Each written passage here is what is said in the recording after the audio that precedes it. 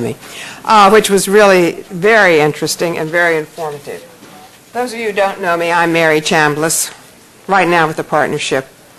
For a while, I was with USDA. So, when I looked at the agenda that the partnership, and that's really Julie with Emmy's support, put together, I was struck by the kinds of topics. I did food aid for a long time, so I have a long perspective on this. But I'm really struck by the kind of topics that what I call the food aid or the food assistance or the food security community, all these terms seem to get interchangeable depending on where we are and who's discussing what. But I really am struck with the kind of topics now that are the focus of the interest of the community. And I think that's particularly true with our topic for our second panel, which is improving the nutritional quality of food aid and therefore its related targeting. I think many of us over the years never really thought, at least maybe I was just the parochial narrow one, but didn't think enough about the nutritional quality. We sort of thought that way back when certain commodities had been developed and that they were meeting the nutritional requirements. Well, maybe way back when that was done, there was a lot less knowledge about the importance of nutrition. And I think one of the reasons that we are seeing, a lot more interest in an array of activities in the field of nutritional quality is all the research that has now been well documented, well evidenced research, which of course, as we had heard earlier, is going to be increasingly important for all topics. But as that research, much of which has come out of the U.S. domestic programs, has demonstrated both the positive and unfortunately the negative impact of a lack of nutritional quality, particularly for what is now referred to as -9 to 2 years, i.e. those of us, at a very beginning of our lives. I really think that research is the impetus for the kind of attention that we're seeing on nutrition. And we are seeing an array of nutritional activities, which we have a really expert technical panel up here to help with, because if there's anything I'm not a technical person on, it's on the nutritional composition of commodities. So I have to state that up front.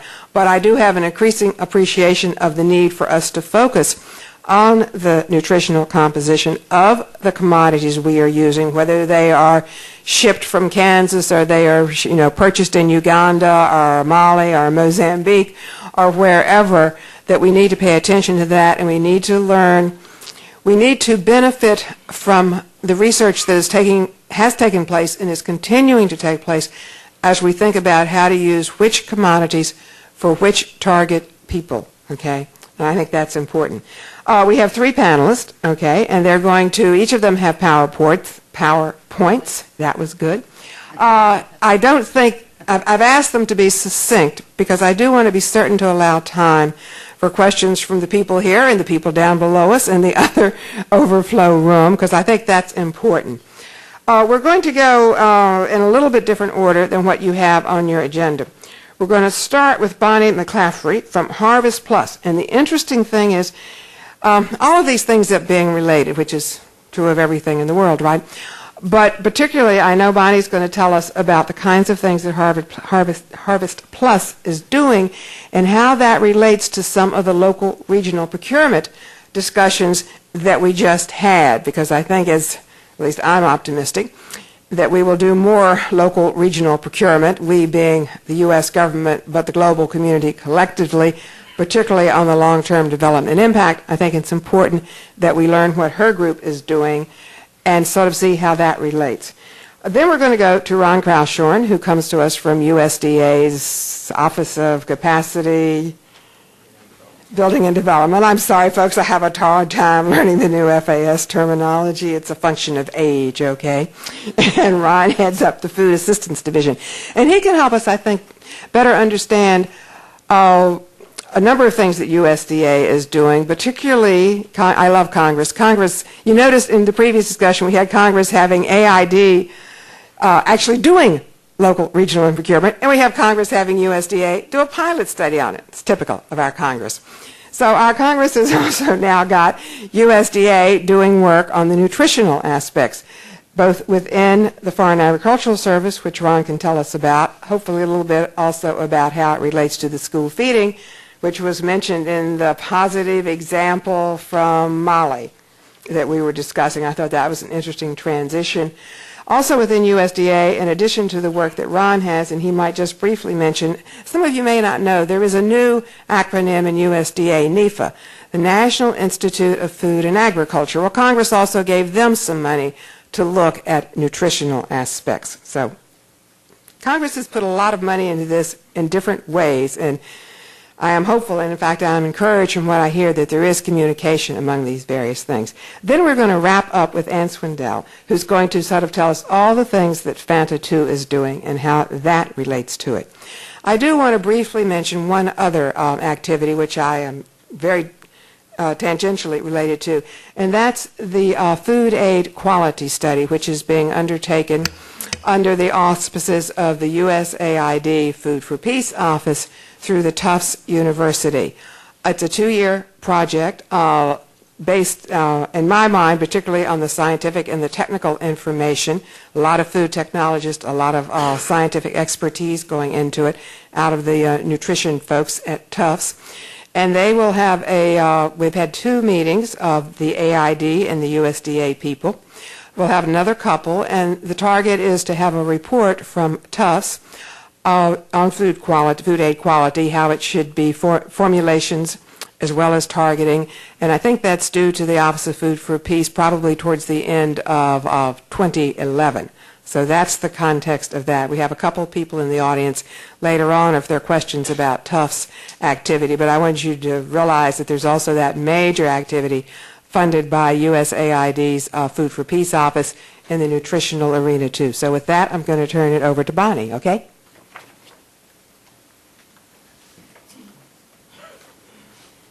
Thank you, Mary. I love the crutch of PowerPoint. Okay. Thank you all for allowing me to speak today. It's a wonderful opportunity, actually, to present an agricultural intervention that's being developed for public health and nutrition. How it relates to food for peace and food assistance, I actually will turn to you folks a lot and my fellow panelists, in that what we're looking at here is not an innovation necessarily or the technology on the side of mechanisms and operations and new tools for mechanism or operations, but an actual new tool that's an input to food assistance. And we at Harvest Plus are working to develop provitamin A, high zinc, and high iron staple food crops through plant breeding. So as I start, let me see if I can.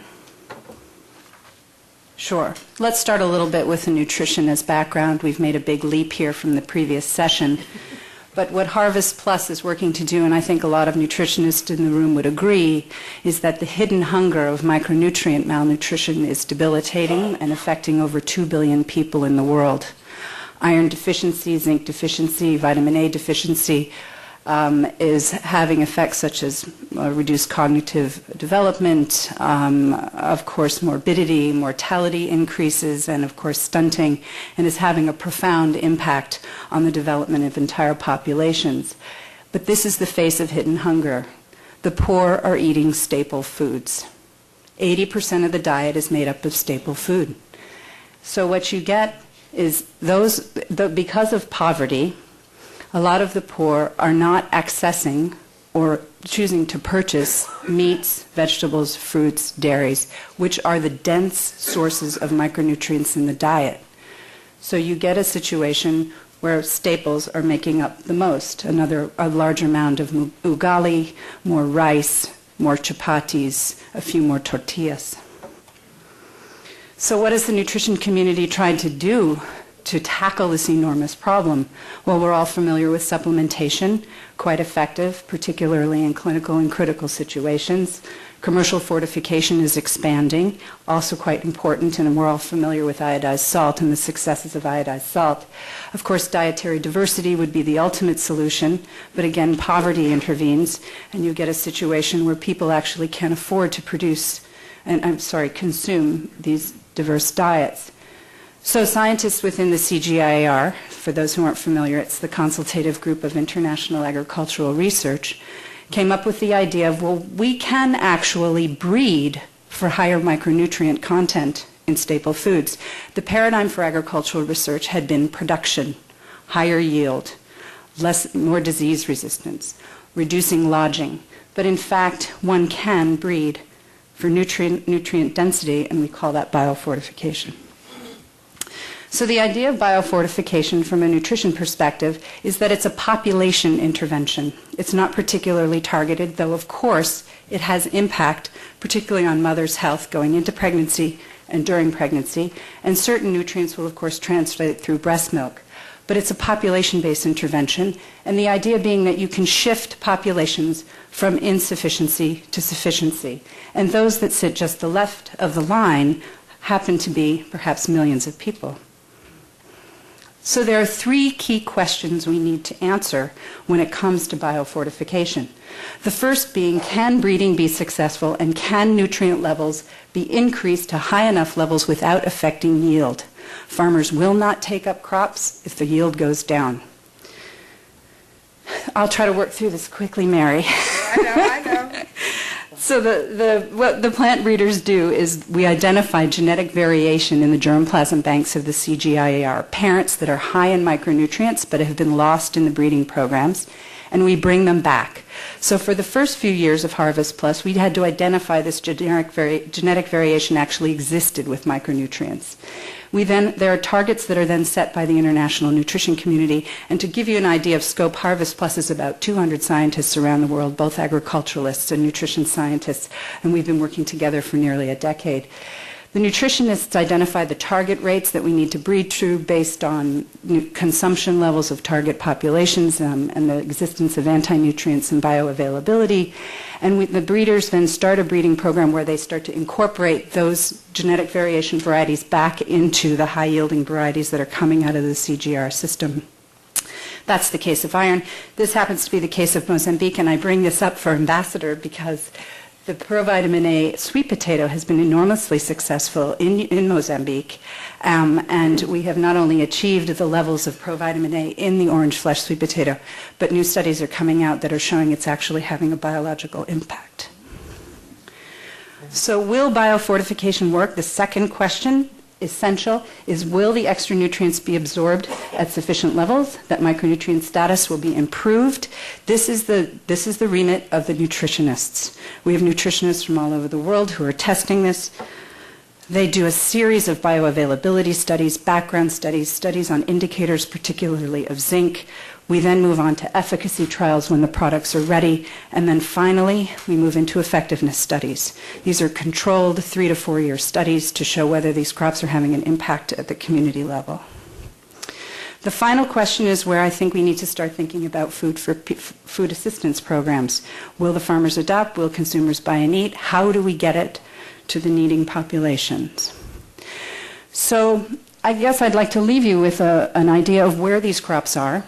They are currently underdeveloped. Most have been transferred out to the national agricultural research systems in developing countries.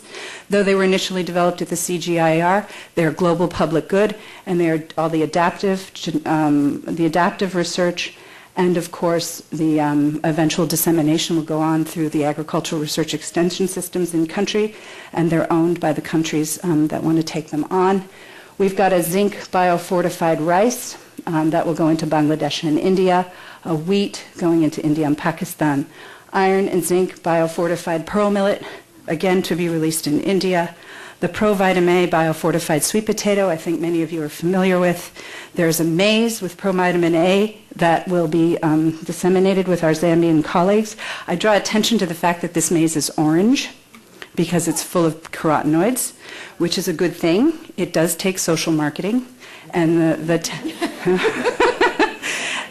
talents of public health, and public health does wonderful social marketing. And I think when you really start thinking about where do we link agriculture with nutrition, there are tremendous synergies to take place across the two disciplines. We also have a provitamin A cassava, and then an iron biofortified bean that's due to be released first in Rwanda. So the last question being, what is the relevance for food assistance? Well, this session was entitled Improving the Nutritional Quality of Food Aid. I hope I've given you some food for thought on perhaps what we can start thinking about. Now, these crops aren't due to come out in a year or two or perhaps 3, but I think now's the time to think about how we can use them in food assistance programming, particularly with local purchase. They will be in the hands of the national research systems, and we will assist the extension service where available. The NGO community is critical in getting these to farmer cooperatives, and they will be available on the market. So I think we should start thinking about programming for them. Thank you very much. That was very succinct, and I do appreciate that. I think it's interesting to see, though, that one of the things I've been struck by in the last couple of years is how much more this town has discussed nutrition, and how does nutrition relate to agriculture and relate to health. And I think one of the tests is going to be, as these biofortified products, are actually produced by farmers, how, in terms of the food aid arena, do both WFP and the PBOs that are involved in local regional procurement, how do they react to the availability of these and the procurement? It seems to me that will play out over several years, like you say, but that will also, I think, be an aspect that people will want to look at, and they go to the monitoring and the evaluation, which clearly you have built into what you're doing in terms of your production and your research and your science-based research that brings to that. So I thank you very much for that, and I hope that provide a lot of information for many of the people here and downstairs. My expectation is that it did, that it opened up a whole sort of different perspective as to how you might address the nutritional requirements, because I believe at the end of the day it is going to be the farmers, in this case in Africa, who actually are going to be the solution to this problem. With that, I'll turn to Ron Kraushoorn from USDA and ask Ron to equally be succinct.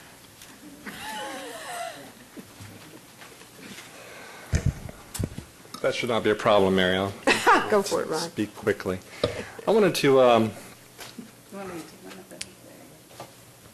I have just a couple of PowerPoint slides, and the main reason I wanted to use these was to just give some indication about kind of what I see as how we're at this point. Okay.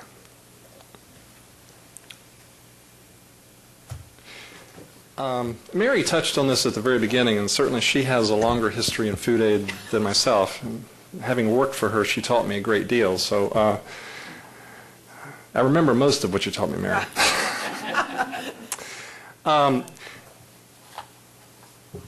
In terms of food aid, I would say, in the 60s and 70s, there was a larger quantity of food aid that was provided. And I think a lot of the focus that was taking place at that time was, the focus was on supply and availability, making sure, because there were a lot of people that didn't have food to eat. As we progressed into the 2000s, I think we got to a point where we did start focusing on nutrition some more. One of the products, I think, that spurred a lot of the interest in improving nutrition and looking at specifications and those types of things was corn-soy blend.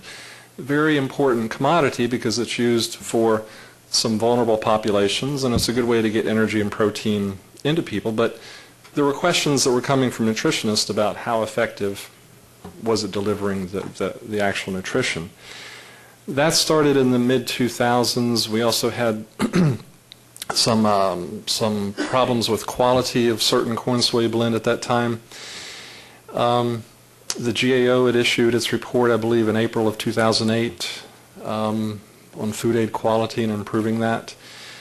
We also had an organization, Sustain, that had done some studies in this area. And USDA had contracted with Sustain in 2007 to look at ways to improve commodity specifications of products, to look at laboratory protocols for testing and things of that nature. So in that area in the 2000s, had different groups focusing on food aid quality. One thing that we also saw at that time, or two other things, when we're dealing with a lot of our traditional food aid products, corn, wheat, those types of things, when there's a problem with it, a lot of times you can see the problem, mold or something like that. With processed products, certainly if you have mold or a condition problem, that's readily visible. But if it's something that's hidden within the processing itself, the only way you really get at that is through scientific testing. And we've come into that point, and especially as we move toward newer products that are more processed, that's going to continue to be an issue, and then that is identifying any problem with quality. Two other aspects that took place. GAO has, in October 2009, came in and raised a number of the issues again, was doing some updates on its previous studies. And then, as Mary mentioned, USAID is working with Tufts University, and Tufts is looking at what types of products are being put there, what formulations work best for vulnerable populations. Let me get to the third one, and this is what I want to focus on because this is where we're at now. As Mary said, Congress has taken a great interest in this nutrition and improving nutrition for the food assistance programs. In addition to the Tufts study, which is dealing with USAID products for the most part, a large part, Congress provided $14 million in the appropriations last year, or for this year, for 2010, to develop more nutritious and micronutrient fortified food aid products. Congress provided appropriations to two agencies. One is the National Institute of Food and Agriculture, NIFA. Used to be called the Research Extension Area, so they have a lot of expertise within the research arena. And that money consists of $4 million, and it is to support the development and field testing of new products for all U.S. food assistance programs. Whether it's a USDA program or USAID program, NIFA can fund research and development and field testing for any product that could be used in any U.S. government program. On top of that, Congress provided $10 million within the McGovern-Dole appropriation for 2010 to fund the development and field testing of micronutrient fortified food aid products that are designed to be used in the McGovern-Dole program. So that was the differentiation between the $4 million and the $10 million. The $10 million has to be more related to the McGovern-Dole program. The money is being provided through the program, so when we were looking at proposals and when we did our first solicitation, we had to make sure that this money was going to be used consistently with the statute and existing regulations of the McGovern-Dole program. And one of the key things that we gave priority to in that first solicitation was that we'd be glad to look at new products and having them provided to school children, but we're going to give priority to programs that are already in existence, so that this would be kind of a bump up or a continuation of programs that we were already, or programs and PVOs and World Food Program projects where we were already funding those. This spring we did do the solicitation. We received 3 proposals in response to that solicitation. We should be awarding a part of those, announcing awards through that over the next month or so. We may not, those proposals may not absorb the full $10 million, so we will be considering resoliciting for additional proposals in that area. The final note I would make about the program is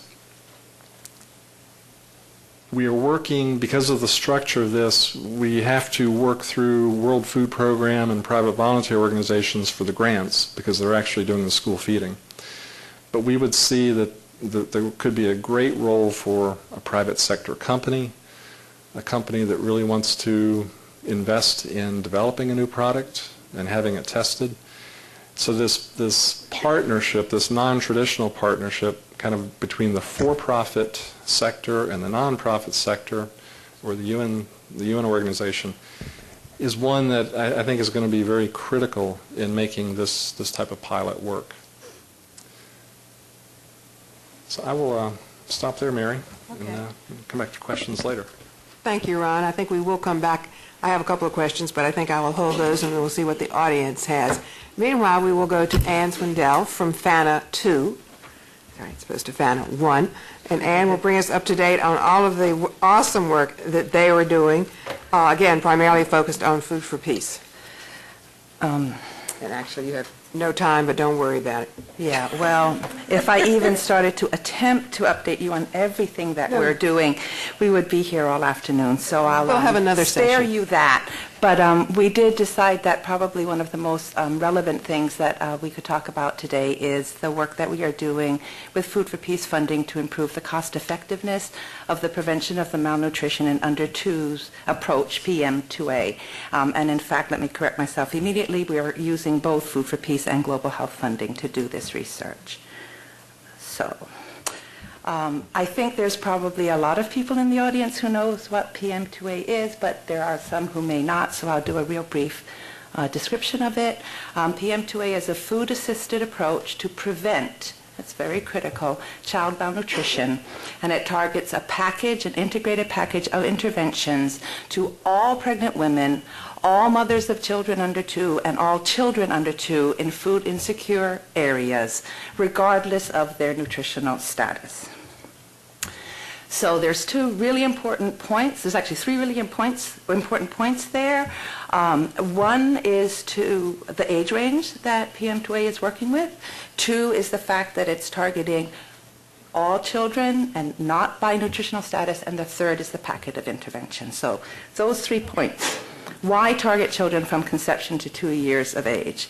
I think there is now very, very wide agreement in the global community that this critical period, now called the 1,000-day window of opportunity, is the time when children are not only most vulnerable to becoming malnourished, but they are also the time where they can most benefit from nutritional interventions. And we know that if we miss this critical period, and we do not ensure adequate nutrition for them during this period, they will suffer lifelong, irreversible, negative consequences for cognitive development, for education ability, for future productivity, and there is ample evidence base for all of these statements. Why target prevention rather than curing kids after they become malnourished? This is the same slide that Bonnie put up, and it's the concept of a population-based intervention rather than an intervention targeted only on a set of children who meet a particular malnutrition criteria. If you look at the red, oh, you can't barely see it, but the distribution to your left is representative of a typical population in a highly food insecure, highly malnourished environment. And you'll notice that the entire population is shifted to the left, below what the distribution in a well-nourished population would be. And if your programs only target the kids in the blue section, in other words, the kids that are falling -2 standard deviation from the reference median, which is the criteria that is used to identify a child who is malnourished. If we only target that blue piece, we can bring them above the cutoff, move that little arrow, right? But the population distribution and those who are not identified as malnourished but clearly are below their nutritional potential don't get affected. Whereas when you take a population-level approach and a preventive approach, what we try to do is shift that entire population to the right. And the core PM2A package, why not just provide food? There is ample evidence, not just from the evidence base I'm about to present to you, but I've been also involved with food aid for a long time, and I remember reading an evaluation that was done back in the 1980s, looking at the food aid MCHN activities and stating there's a lack of complementary interventions accompanying this food, and it's preventing impact from being achieved. 1980s. Okay? So the core PM2A package involves three things. It involves behavior change communication to improve critical behaviors around infant and young child feeding, around hygiene, around health seeking. It includes preventative and curative, when necessary, but preventative health services involving regular visits to health clinics by women and by children for the critical health interventions that they need. It will also include a component looking for children who have severe acute malnutrition, trying to screen them and then trying to refer them for appropriate treatment. And then the third component, because as I mentioned earlier, this is food assisted, is conditional food rations. And the conditional is very important because the conditions to receive the food rations are to participate in the other two components of the interventions, which we know are critical in order to be able to achieve impacts. And the conditional food rations are of two types. There's an individual food ration that's targeted to the mother or the child, and then there is a family ration that is provided to the family of the individual recipient. So, what's the evidence base? There was a very useful effectiveness trial comparing the preventive and curative approaches implemented from around 2002 to 2005, 2006 in collaboration with an existing World Vision Title II program in Haiti implemented by the FANTA project and IFPRI in partnership with World Vision. And what this effectiveness trial did was compared what happens when you target all children under 24 months of age to targeting only the children who have become malnourished, but all the way up to 5 years. And that was at that time pretty much the standard approach for the development food aid programs for MCHN.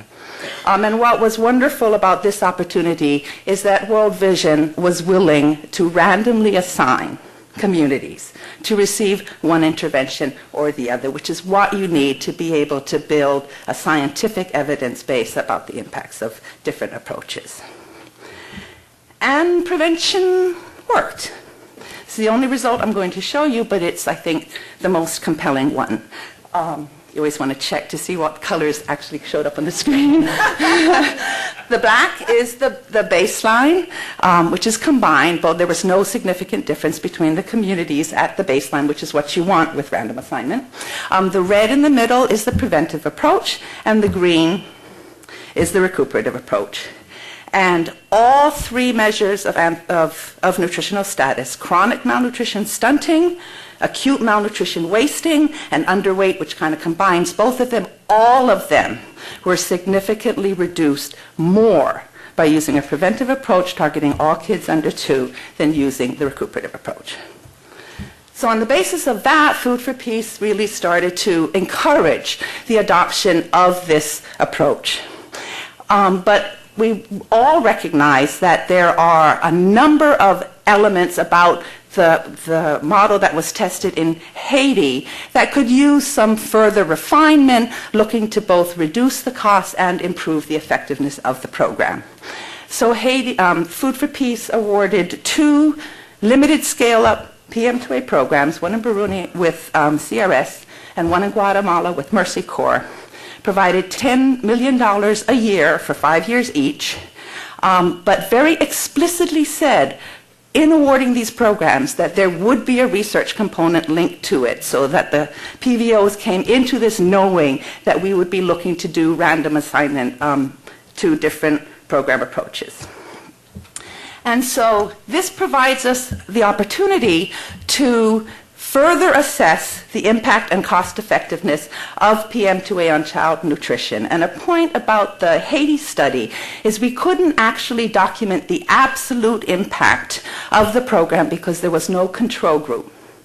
World Vision was really great, willing to randomly assign curative versus preventive approaches, but a population that wasn't going to get anything wasn't in the cards.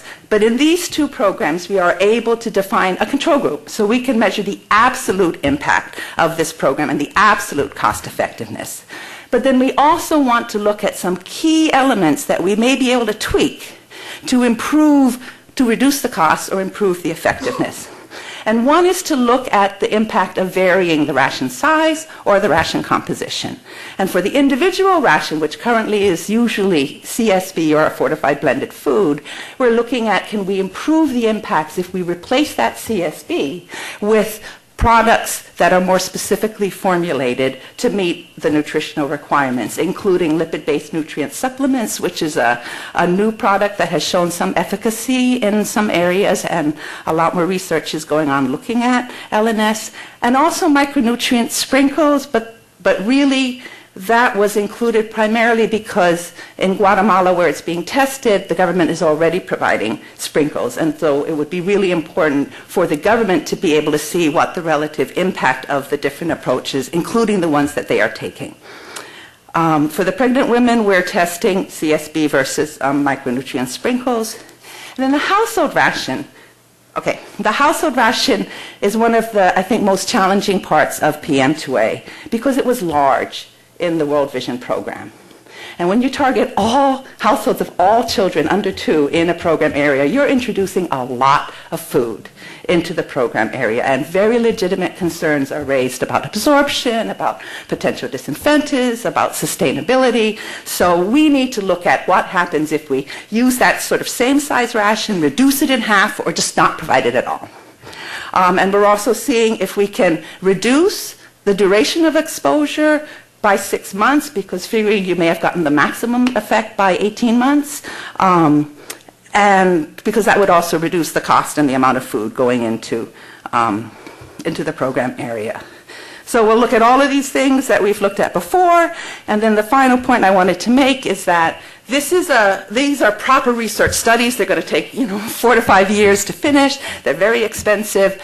But there's another way we can also build the evidence base. And we recognize that the Haiti model doesn't fit in all places. And so a lot of the awardees of Title II programs are experimenting with the PM2A approach, which is fantastic. For example, maybe providing the household ration only during the hungry season and not all year. But really accompanying that with very good monitoring, very good evaluation, so we can sort of build what we know about this approach and what happens if you vary it. For example, if you don't give the household ration, are people still going to come to the services, which are absolutely essential? Okay? Yes. As always, there is just so much information and so many thought-provoking things that you hear in one of these sessions, which is always the case in what the partnership puts on. But, I was just thinking as Ann was going through, one of the other great things about modern technology is all of these organizations have websites. So you have a real opportunity to follow up, to learn, and to do more. And with that, we'll take a little bit of time for some questions, hopefully, from the good audience. I think I'll skip mine and see what we have out here or in the floor below. I ask you just to identify your name and your organization. Gentleman back there. Tom Hobgood from the Africa Bureau Food Security Team. I've been spending most of my summer in Tanzania and trying to sort out the linkages between agriculture and nutrition outcomes. And I have 2 questions. One is we certainly should do as much as we can in the biofortification area and getting those products out. But I'm just wondering, in the case of local procurement and really local grain marketing in general, what can you get out of basic fortification and working both with national millers and particularly local millers in doing fortification and blending of foods, blending of different foods, which I think Ron mentioned. The second question relates to priorities, because I see a gap here. If stunting begins in the womb and you have to address the under 2s, there are some programs that are doing that, not many. Then, encouraging the mother to do exclusive breastfeeding for 6 months, and if she goes to the clinic, doing the conditional food ration. But then after 6 months is over, not much happens. until you get to school feeding. So there seems to be a real gap there. And if the priority is to reach the under twos, what can be done about that gap? And what role does school feeding have in terms of nutritional outcomes? Thank you. Thank you, Tom. Bonnie, I'm going to ask you to respond to Tom's first question and then ask Ann and maybe Ron briefly to respond to the second. And then we will, in fairness, take a question from downstairs. Tom, I'll try to answer that, although I'm not a fortification specialist. The beauty of the biofortified crops, of course, is that they, coming out of the field, they'll provide up to 30 to 50% of the estimated average requirement of the nutrient. And then on top of that, of course, could be fortified. I was recently in Rwanda at the World Food Programme's storage facilities, and certainly these are bags of beans. They're not fortified, they're bags of beans, and along with corn-soy blend, of course, it's a nice combination going out to the school feeding programs. So I can't answer your question as far as what is happening with fortification on the ground, but I know there's some good work being done on small mills, mills close to the farmer cooperatives, where fortificants are attempting to go in. I know Gain is working a lot on this. Okay, thank you. Ann? Ron, whichever. Do you want to add anything to the fortification or no? No. Okay. Responding to your point about the priorities, I think it's probably best just for a small correction, Tom. It's not that the services provided stop once the child reaches 6 months. You mentioned exclusive breastfeeding, and that's a critical component of infant and young child feeding, but in fact, it's the complementary feeding of 6 to 23 months where you really start seeing the dramatic decreases in nutritional status. So the PM2A approach specifically, but the MCHN approaches in general targeting prevention provide the services all the way through the child's 23rd or 24th month, second birthday. And PM2A has an individual ration for the child that kicks in as soon as the child reaches 6 months. The lactating woman or the mother is the recipient of the ration until the child reaches 6 months. But after that, it's the child that receives the ration through 23 months, in addition to continued BCC about appropriate infant and young child feeding, in addition to the health services. So they're not abandoned. Then they reach 2. And then, yes, there is a gap until the school feeding kicks in. And this is something that I think a long time ago we talked about that gap and what's the most appropriate sort of thing to be targeting to that 3 to 5-year-old age range. And in my personal opinion, we still want to be shifting from things being implemented through the health sector to things being implemented through the education sector, and really looking into the early childhood development and the preschools and all of that. And that can be accompanied by food assistance and by feeding, because the kids need to eat when they're in school. But the kinds of nutrition outcomes that you would be targeting, even with the 3 to 5-year-olds and certainly with the school feeding kids, it's not going to be stunting, because that's not the time you need to catch the stunting. They will still have micronutrient deficiencies, it's very probable, and there are definitely reasons to think about targeted micronutrient interventions in those age groups. But if you haven't dealt with the stunting by the time they're 2, your window of opportunity is pretty much closed. Did you want to add anything? Go ahead. Let me just address the question about school feeding. For the McGovern-Dole program, that program has multiple goals in it. One of the key aspects is to provide an incentive to send kids to school. So in that respect, it's focused a lot on trying to help with education, getting people in school, building up some of the facilities, teacher training, and those types of things. The program does have the ability to, we are authorized to fund MCH-type programs. We do fund some feeding to take-home rations to families and those types of things. There's some feeding of mothers as well as kindergarten-age children. So we try to address some of those gaps that are in there. We've had about anywhere from $100 to $200 million worth of funding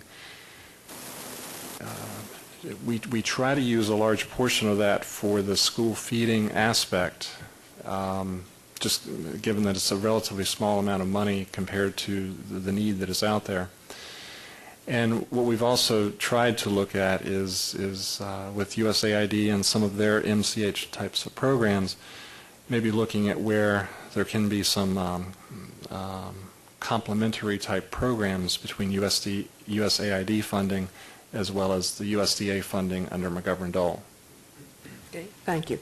Okay, we'll take the last question from the other room.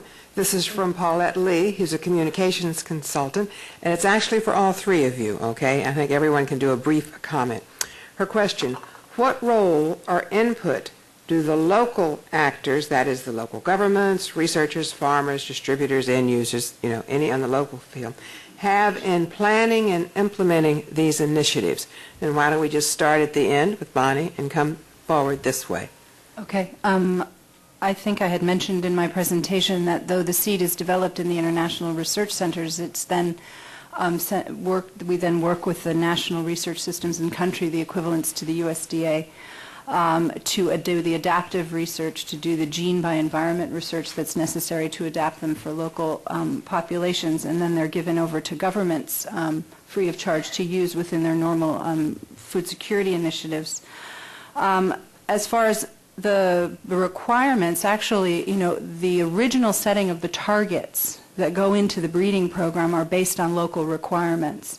So we often go in and look at, what we do is we look at the nutritional insufficiency in the target regions and then adjust the breeding targets as much as we can. Breeding's a long-term process to meet that the requirement of the communities as identified normally by their national health systems. Thank you. Anne? And I'll respond actually on behalf of the PVO awardee implementing partners that they're very, very good about participatory program development and program implementation, and do a lot of consultation and work with governments, local communities, local governments in both developing their proposals and implementing their programs. There's a lot, I think, that can be learned from their approaches. Ron? I think for both the World Food Program and the private volunteer organizations, it's very critical that they have the local actors very much involved and on board with the programs. We see it in dealing with local farmers groups, getting them organized and getting them involved. We see it with getting the national governments involved in school feeding, getting them trained up to try to take on additional responsibility under those programs. That's critical for sustainability. We also see the creation of parent-teacher organizations as being critical to helping these programs continue and making sure that you have real acceptance of the development approach that's being tried in the country. Thank you. With that, I want to thank all three panelists for their information. We have used the time that's been allotted to us, and we appreciate it very much.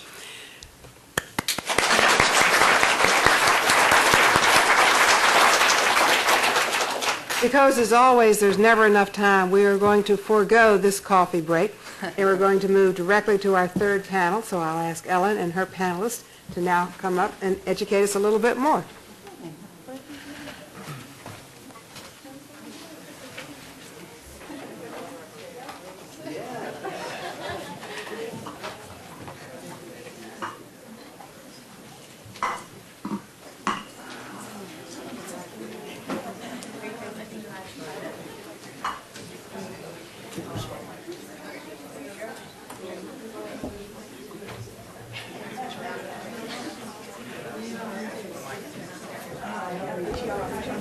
That was mine. Oh, I see. Thank you.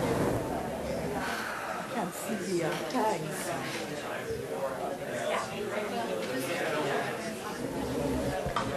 Are you Ellen? Oh, hi. I'm Vijaya Ramachandran. Hi, Nice to meet you. Oh, can we never met? No, I guess not.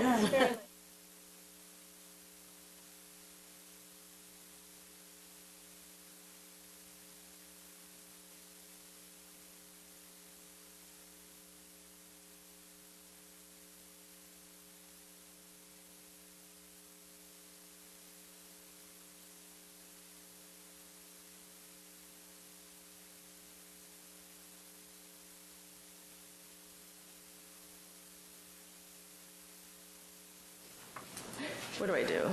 Do I do this, or am I supposed to do this? Okay. All right, thanks. Hi, I'm Lydia Ramage. Don't give me too much credit for knowing what I'm doing here. Hi, Grace. So how do I make it fill the whole screen? I know it's been a little while. Do you know how to do that? How do you make this thing fill the whole screen? Okay, so I just click on that? Yeah. There. Oh, that one? That one. Okay. Thank you. Okay. My name is Ellen Levinson, and I'm with Levinson and Associates, and also the Executive Director of the Alliance for Global Food Security. Today, our topic is actually to look at the more comprehensive approach to food security and how, not only how food aid fits into that, but a lot of the issues that were raised earlier today, which is that it's not just a question of food aid, it's everything else. So I'm just putting this up, but just to give everyone the same frame of reference. What we're going to focus on today is the U.S. Hunger and Global Food Security Initiative and the Feed the Future Guide that was released last month. May. And we're also going to touch on some of the international coordination issues, such as the Global Agriculture and Food Security Program by the World Bank, and how donor coordination and country-led processes. So in case, just so everyone's on the same page, just so you know, within the Feed the Future Guide, there is a definition of food security, so we're all going to be using that terminology here today, so you can know that, which is food security is defined as having four main components: availability, access, utilization, and stability. Some of you know this very well, and others are probably thinking, oh, God, what stupid terms, but particularly the stability gets people, but it has meaning. Families and individuals require a reliable and consistent source of quality food as well as sufficient resources to purchase it. People must also have the knowledge and basic sanitary conditions to choose, prepare, distribute food in a way that results in good nutrition for all family members. Then finally, that the ability to access food and use food must remain stable and sustained over time.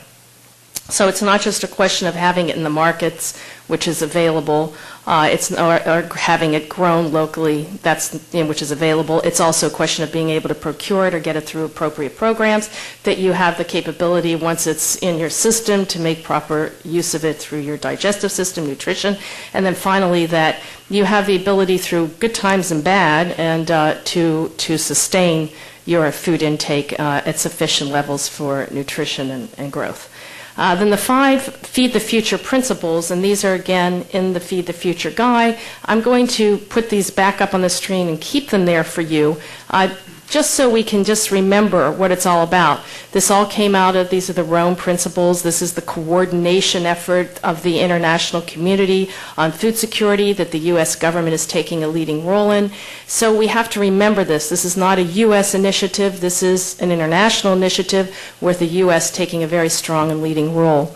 And so there are 5 principles that are included in the guide, and those are invest in country-owned plans, and they're supposed to support results-based programs and partnerships, strengthen strategic coordination, so that means mobilizing diverse partners and stakeholders, including the private sector and civil society, ensure a comprehensive approach that accelerates inclusive agriculture-led growth and improves nutrition, while also bridging humanitarian relief and sustainable development efforts, leverage the benefits of multilateral institutions, and deliver on sustained and accountable commitments, and that's benchmarks, measurements.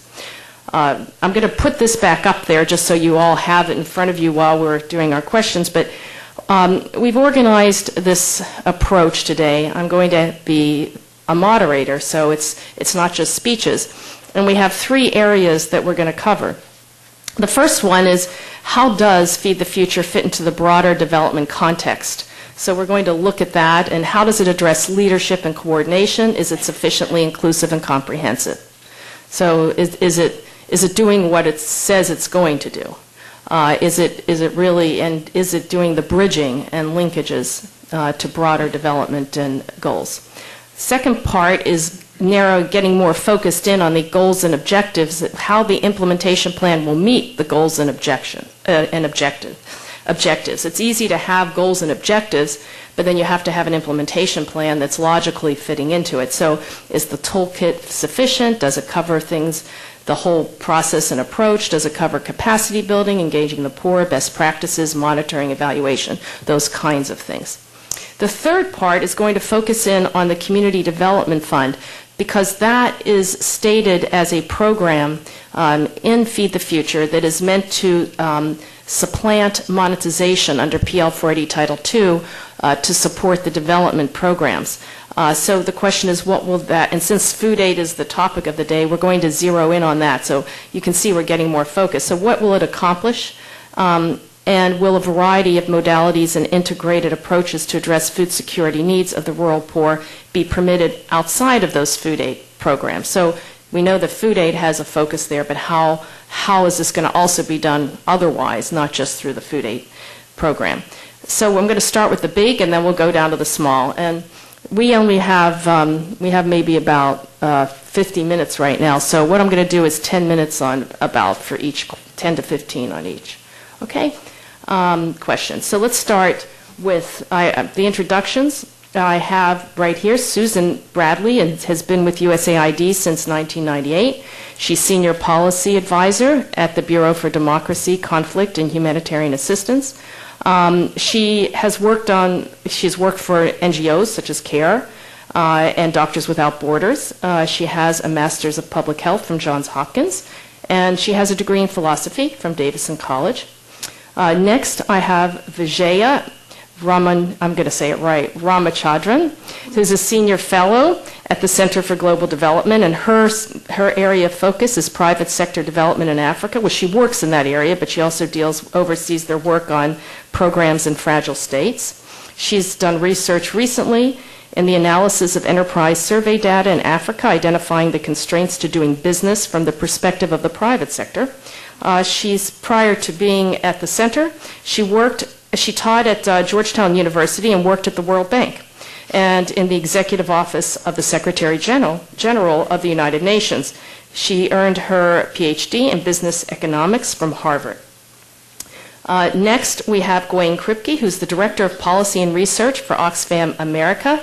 His focus is on public policy and advocacy.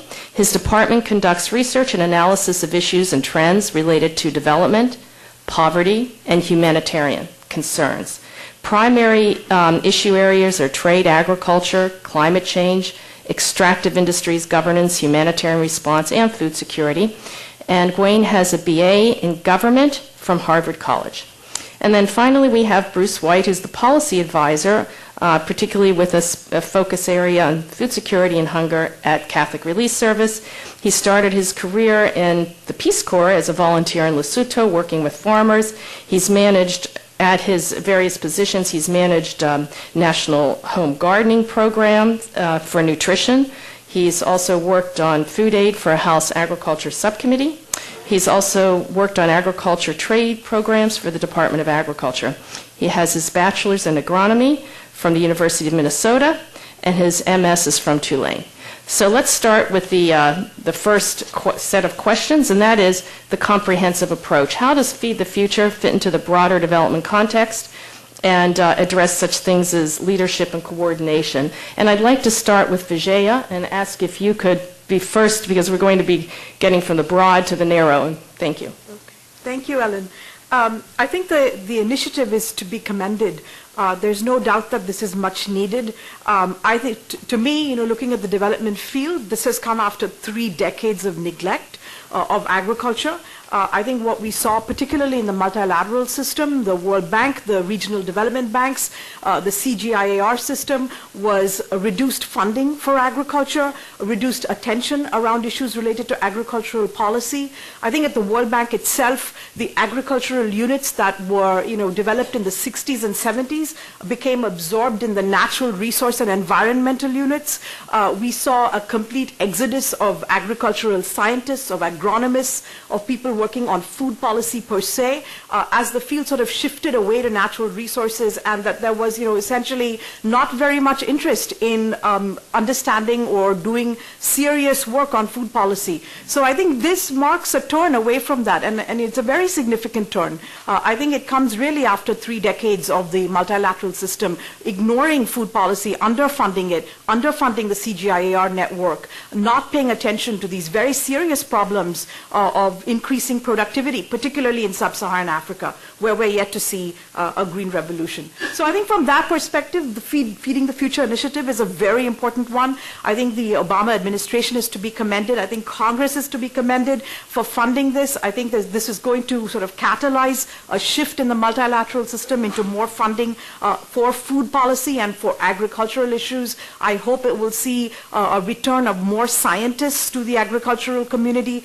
working on these questions, more scientists into the World Bank, more people working specifically on agricultural productivity and yield issues into the multilateral system, and perhaps also into the bilateral foreign assistance systems, including USAID. I think my concern, going forward with this initiative is that we need to stay with it for the long haul. I mean, building back this capacity is going to take a lot of time. The World Bank, USAID, other players in this business are not going to be able to staff up very soon. And I think we'll need to see this administration and this Congress and perhaps future administrations and systems stick with this initiative for it to be successful. Increasing yields and changing food production systems is not a short-term thing. It takes a long time, and my concern is that we live in a very short-term world, and in particular, I hope that the multilateral system sees this as a signal for the long term and really does build back its capacity, builds back its, particularly its scientific capacity in agriculture.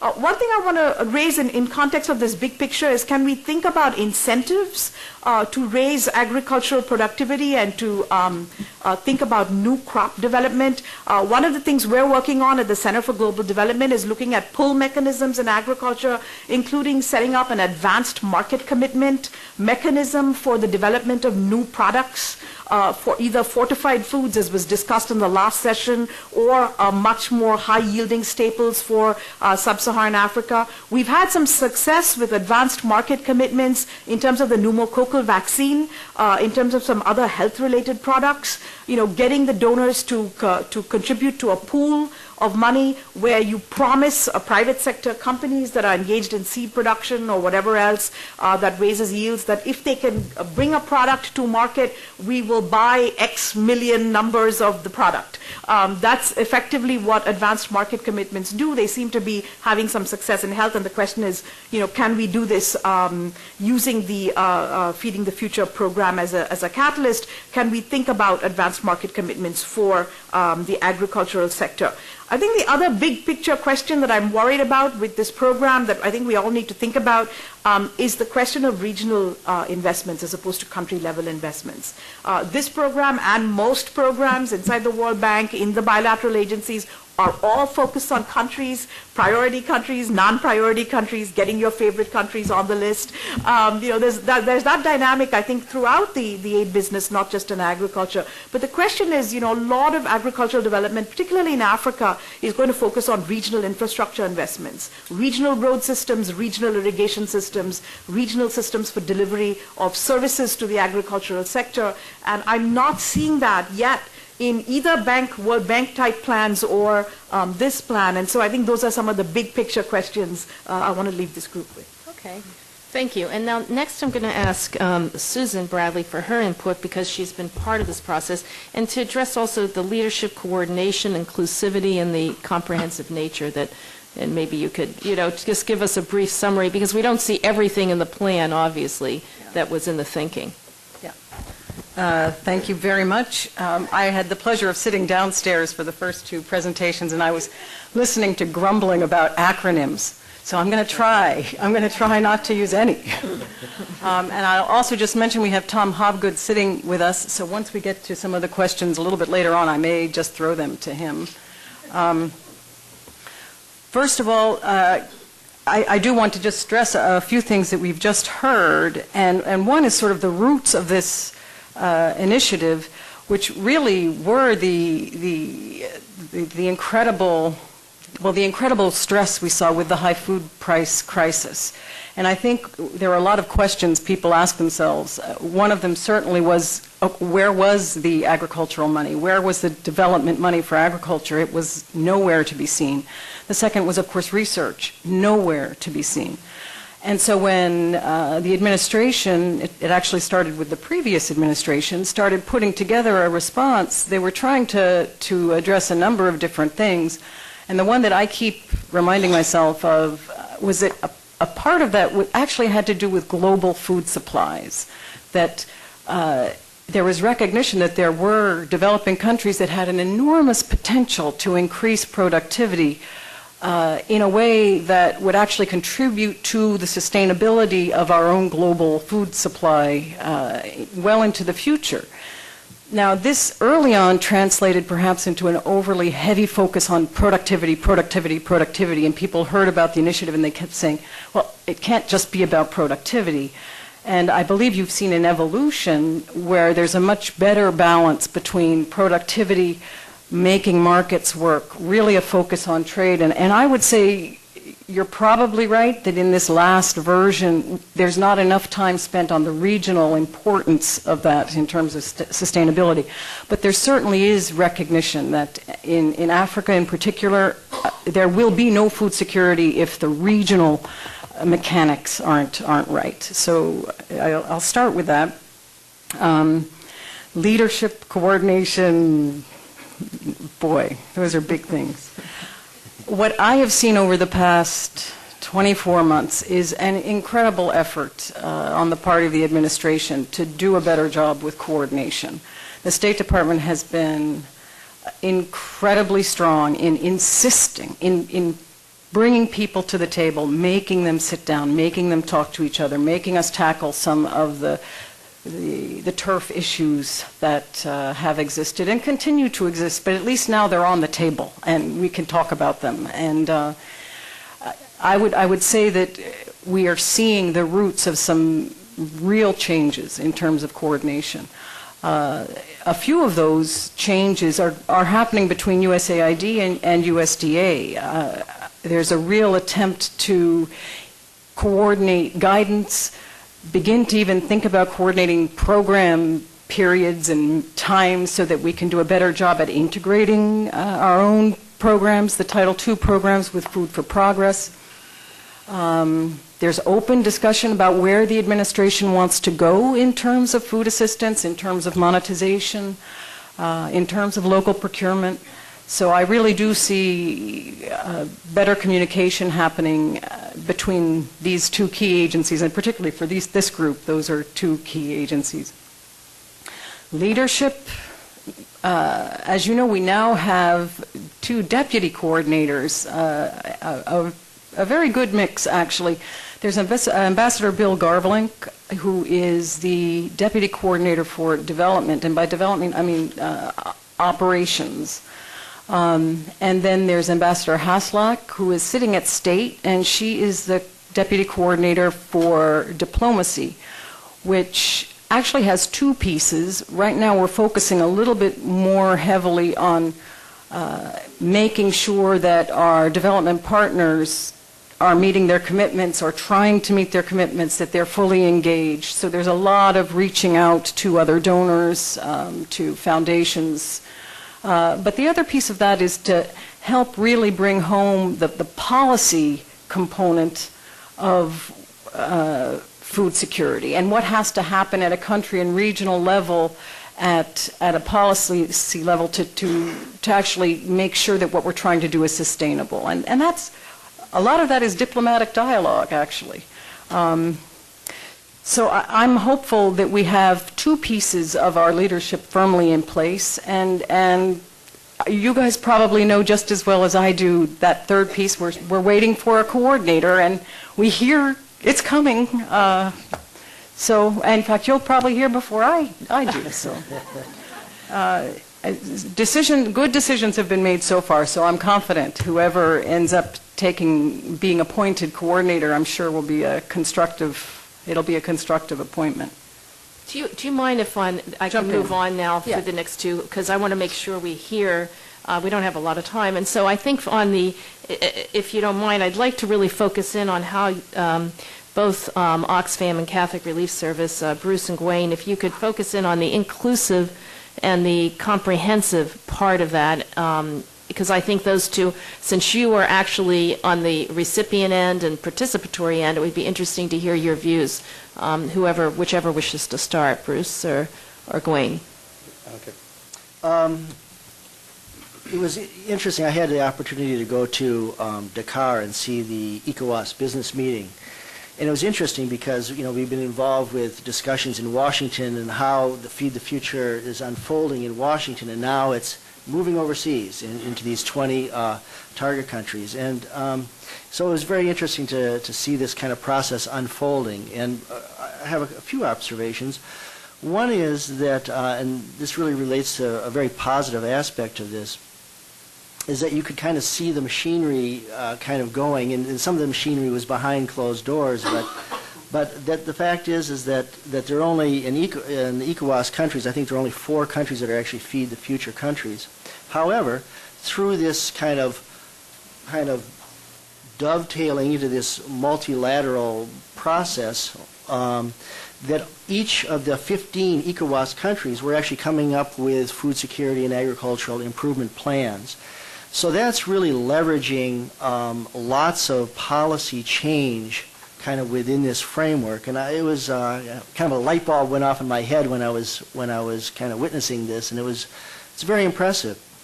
It's also a balancing act, and it's a very difficult one. I think that it's a very ambitious goal that the U.S. government is really attempting to implement, trying to not be so patronizing to other countries. And to have these kind of national programs being led. However, being able to scrutinize country plans and trying to provide suggestions about how to make them actually carry out their goals. And so that's a very difficult thing. I represent a private voluntary organization. We have partners all over the world that are civil society organizations. So I was really listening very closely in terms of how our larger community, both international NGOs and local NGOs, would fit into these country-led programs, country-led strategies. And I walked away with thinking that there's a lot of work to be done on that.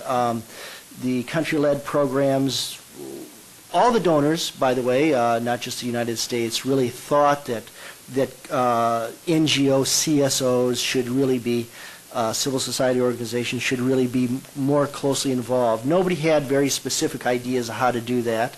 And another thing that really hit me was that whole ECOWAS business meeting was all really about money. It was about commitments, donor commitments of exchanging money with local governments and how to create policy change and carry out programs. They wanted to involve civil society organizations. However, none of the money was flowing to those local CSOs. Zero. There was no line item, national line item for any of these country governments. Supposedly, they're supposed to be putting together 10% of their budgets for all these types of things. However, not one specific way of developing public-private partnerships at that national level was being suggested, nor was it being suggested by the donors. And so I think that, again, there's just more work to be done on these types of things. Okay, and Gwen, when you address this, could you also maybe, what we didn't hit on is the, besides the inclusiveness, is the comprehensive nature. There's a definition of food security that covers all 4 components: availability, access, utilization, stability. I mean, you may want to just touch on whether you think that that is being addressed in the formation of these country plans as well. Thank you. Yeah, thanks. First, thanks, Ellen, and to the partnership for hosting the event. I think it's really timely. These are very high-quality events, a great chance to share with our colleagues and hear from the powers that be, like Susan. So first on on inclusive, I think the administration, USA, USDA, the different parties have been really commendable in terms of the consultative process. Sometimes somewhat disorganized process, but not at all closed. And also, there was a lot of openness and actual willingness to adjust and change. So we've seen real evolution of the initiative over time in the different drafts and so forth. So I have to, I like to criticize, but I can't really find too much to criticize in the process. I will find ways to criticize it, don't worry. But I think, so here in Washington, I think there's a lot to like in the inclusive nature of the initiative thus far. Translating that into the countries that we want to work, and also at the multilateral level, I think is more difficult. It adds a lot of complexity, and I think has not been nearly as effective as we've been here. And wanting to do it and actually making it so are really different things. And I think we can already observe some difficulties in trying to make that happen, whether to just hitch the Feed the Future initiative onto existing processes which are very flawed, how to expand or open up existing processes in the countries we want to support without being too overbearing about it. These are real, I think, challenges, sort of almost philosophical questions about how we approach this, and I think very unresolved.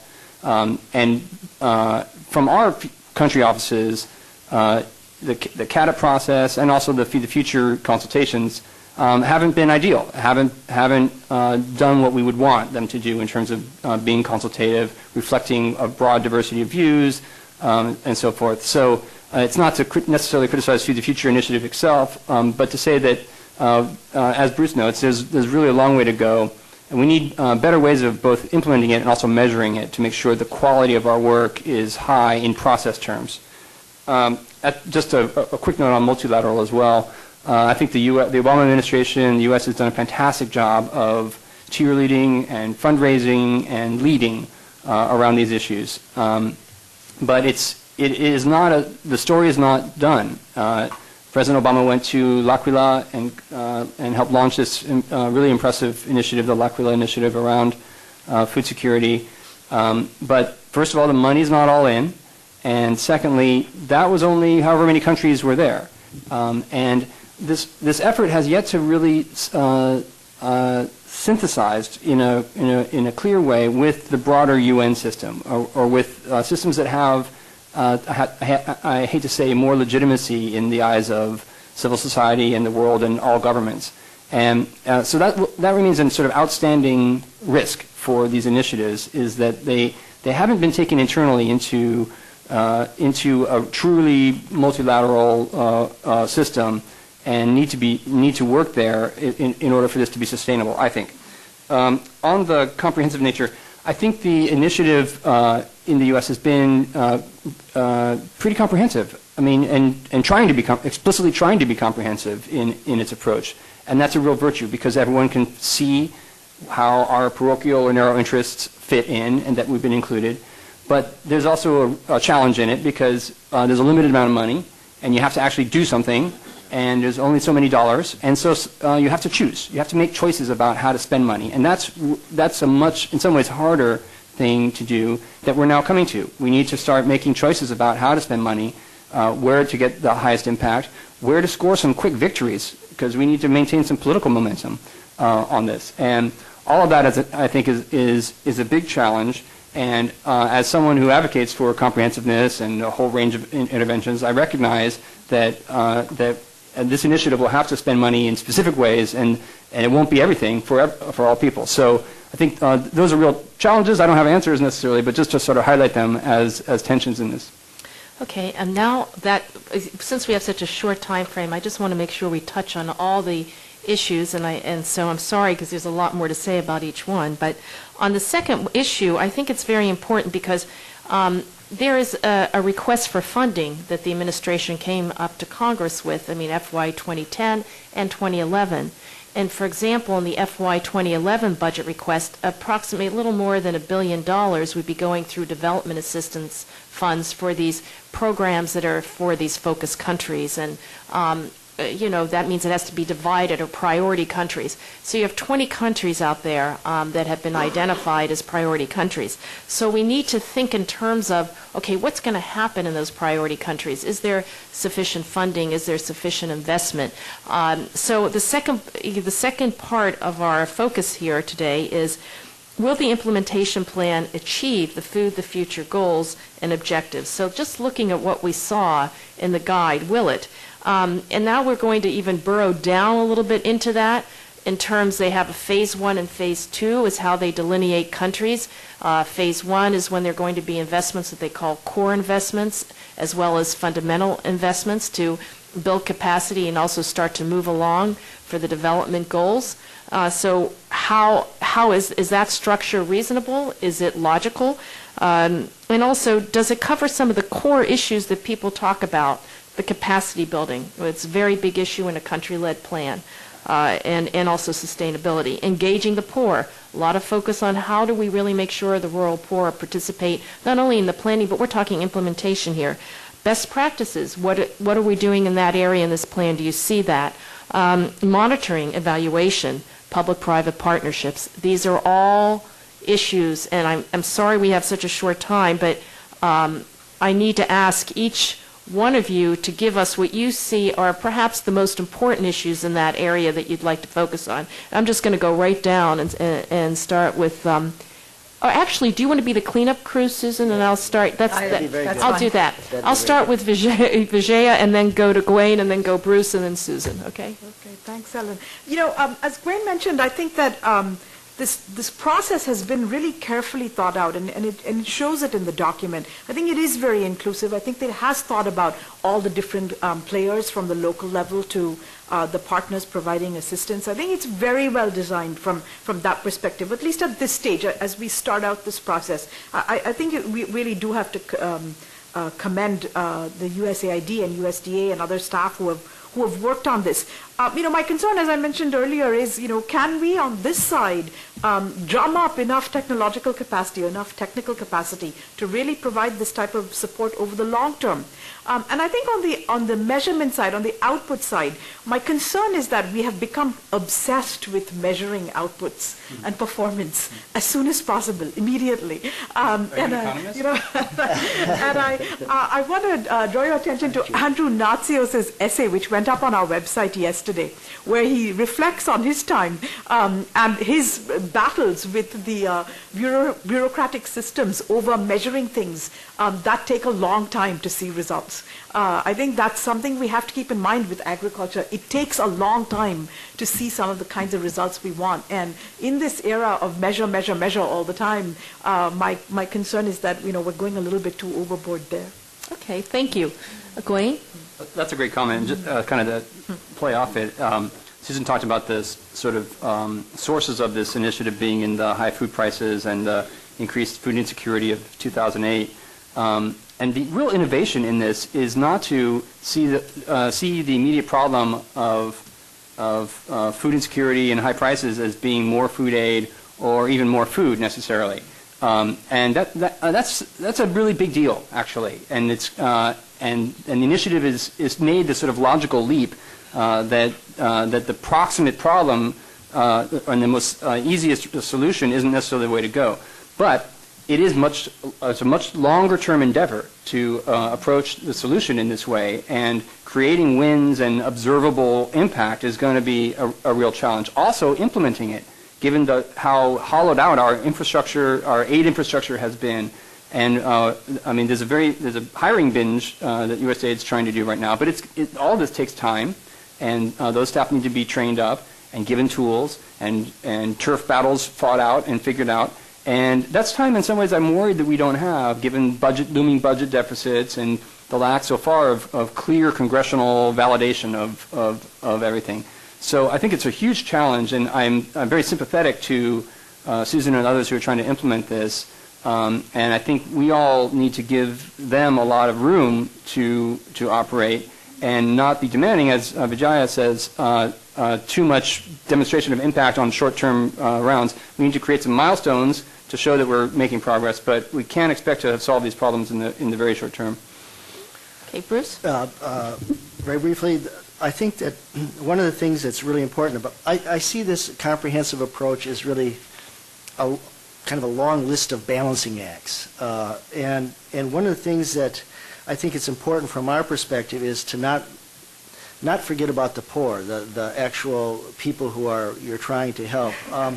It's interesting to see this process unfold, and often you'll see agricultural productivity and food security be kind of used interchangeably throughout this process. And another balancing act is really looking at national food security versus food security among the poor.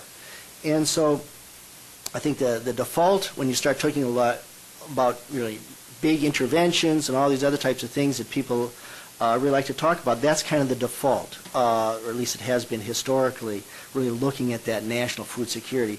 However, really digging down and working with those people who are food insecure, it's a lot more difficult. But however, there are really a lot of wonderful programs already being implemented, and so it's a matter of, I think, identifying those programs, figuring out ways to replicate and expand them so you can actually move those national indicators. Because one of the exciting things about this, and I'll be very exciting things about this, is when you really look at the Feed the Future guide, it's really trying to, in a serious way, achieve the First Millennium Development Goal. And so if you take those good programs among those poor populations and find ways of really, in a cost-effective way, of really getting them to every single community that's food insecure, then you can, I think, move those national indicators in the ways that those national goals. Well, since I think we need to get Susan to give us something a little bit more, I want to focus in on when you're in responding, and this is going to be familiar to you from our phone conversation, but for example, when you're looking at these countries, there is this challenge of process indicators and benchmarks and final indicators. Are we going to look at this from a country or regional basis? Are we going to be able to roll it up and show how this has a more macro impact? How to really, so in other words, how are you looking at that? Because the Feed the Future guide doesn't go into that in much detail.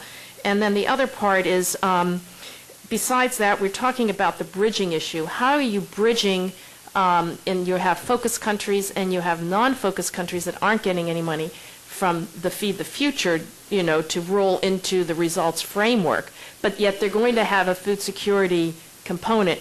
How are you bridging all of these? Are they going to be bridged into this, or are you going to mainly be focusing just on those priority countries, and then the other ones can kind of do what they were doing within the context that they were?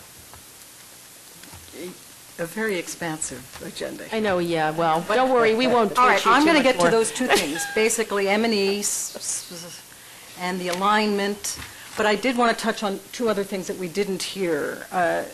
One of them has to do with best practices, and I focus in on that one because I really wanted to comment on something we heard earlier, and I didn't have a time to do it. So I know that what our intent is to do as sort of next steps coming out of Dakar is to say, okay, you have an investment plan.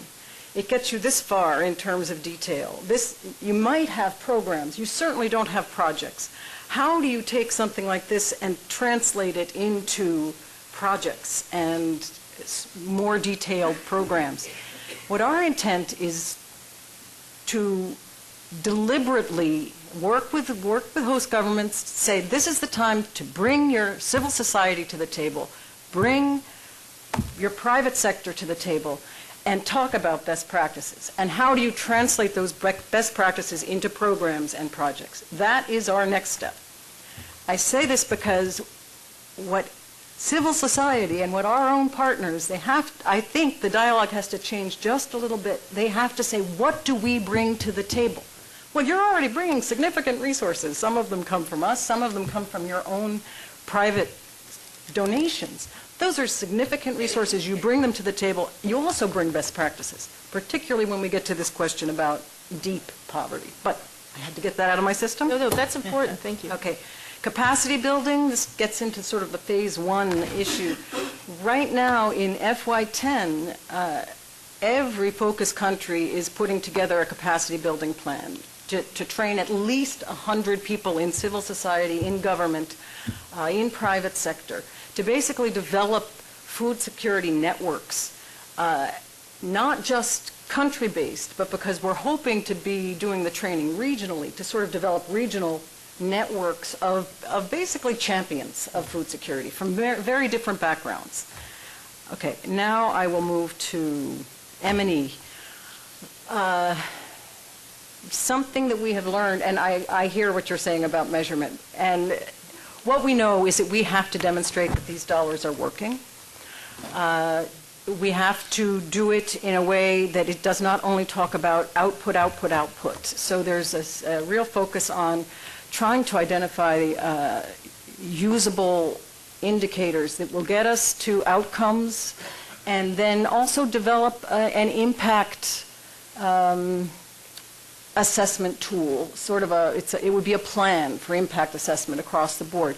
But that won't happen, that won't be done this year. Maybe 3 years we'll be looking at the impact. Maybe sooner in some of the countries that benefited from significant supplemental resources, and those are 5 countries in West Africa. We'll be able to talk about impact earlier there. Alignment of food security of countries that are not focus countries. As most of you know, if you've read the Feed the Future document or participated with us in the development of the Feed the Future document, one of the baselines, one of the things a country we had to be able to know as we were choosing countries to focus in on was that there was some potential for agriculture to reduce poverty. That made it was a logical decision, investment choice. If you're trying to reduce poverty, is agriculture what you're going to invest in? So the focus countries that we currently have, most if not all of them, we feel have agriculture really will provide pathways out of poverty. Now there are several countries that are not in that group where agriculture has a huge potential. DRC, Sudan, Angola. I mean, these are some of the countries that do offer significant potential, but for other reasons, we're not chosen to be focus countries. These countries will be aligned, their programming will be aligned through either the use of ESF resources or the development resources they do receive. Their agriculture programs will be, and their food security programming will look very similar to those that you see in focus countries. And hopefully, as we move forward, we can sort of stop with the focus country, non-focus country dialogue, and it will be food security.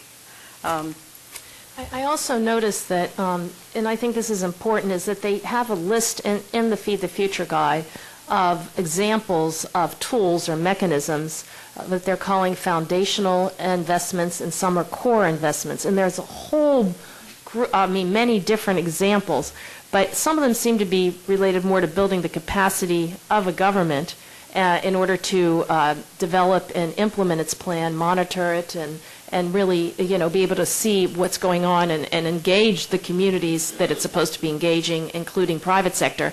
And then the other part that is less described, I think, it really is what you're thinking of as the core investments. And there you say the core investments are to increase it's for inclusive agriculture growth and nutrition. Those are your two main focuses for the core investments.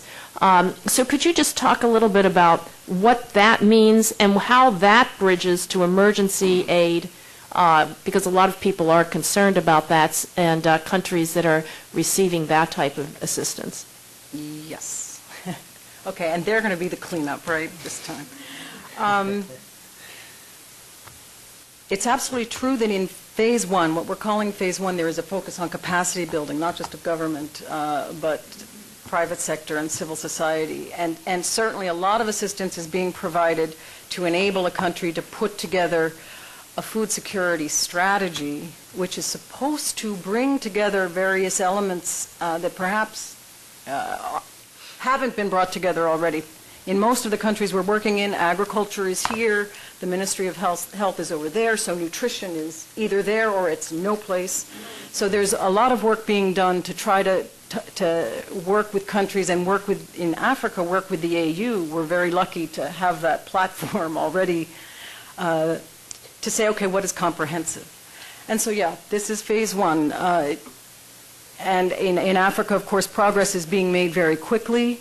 Consultation with stakeholders has not been a strong point, as has been made. I think even today at State Department, was a meeting held to begin to say, okay, what can we do to make sure that the consultation actually happens and that it is of high quality, that it isn't simply a meeting held in the Capitol.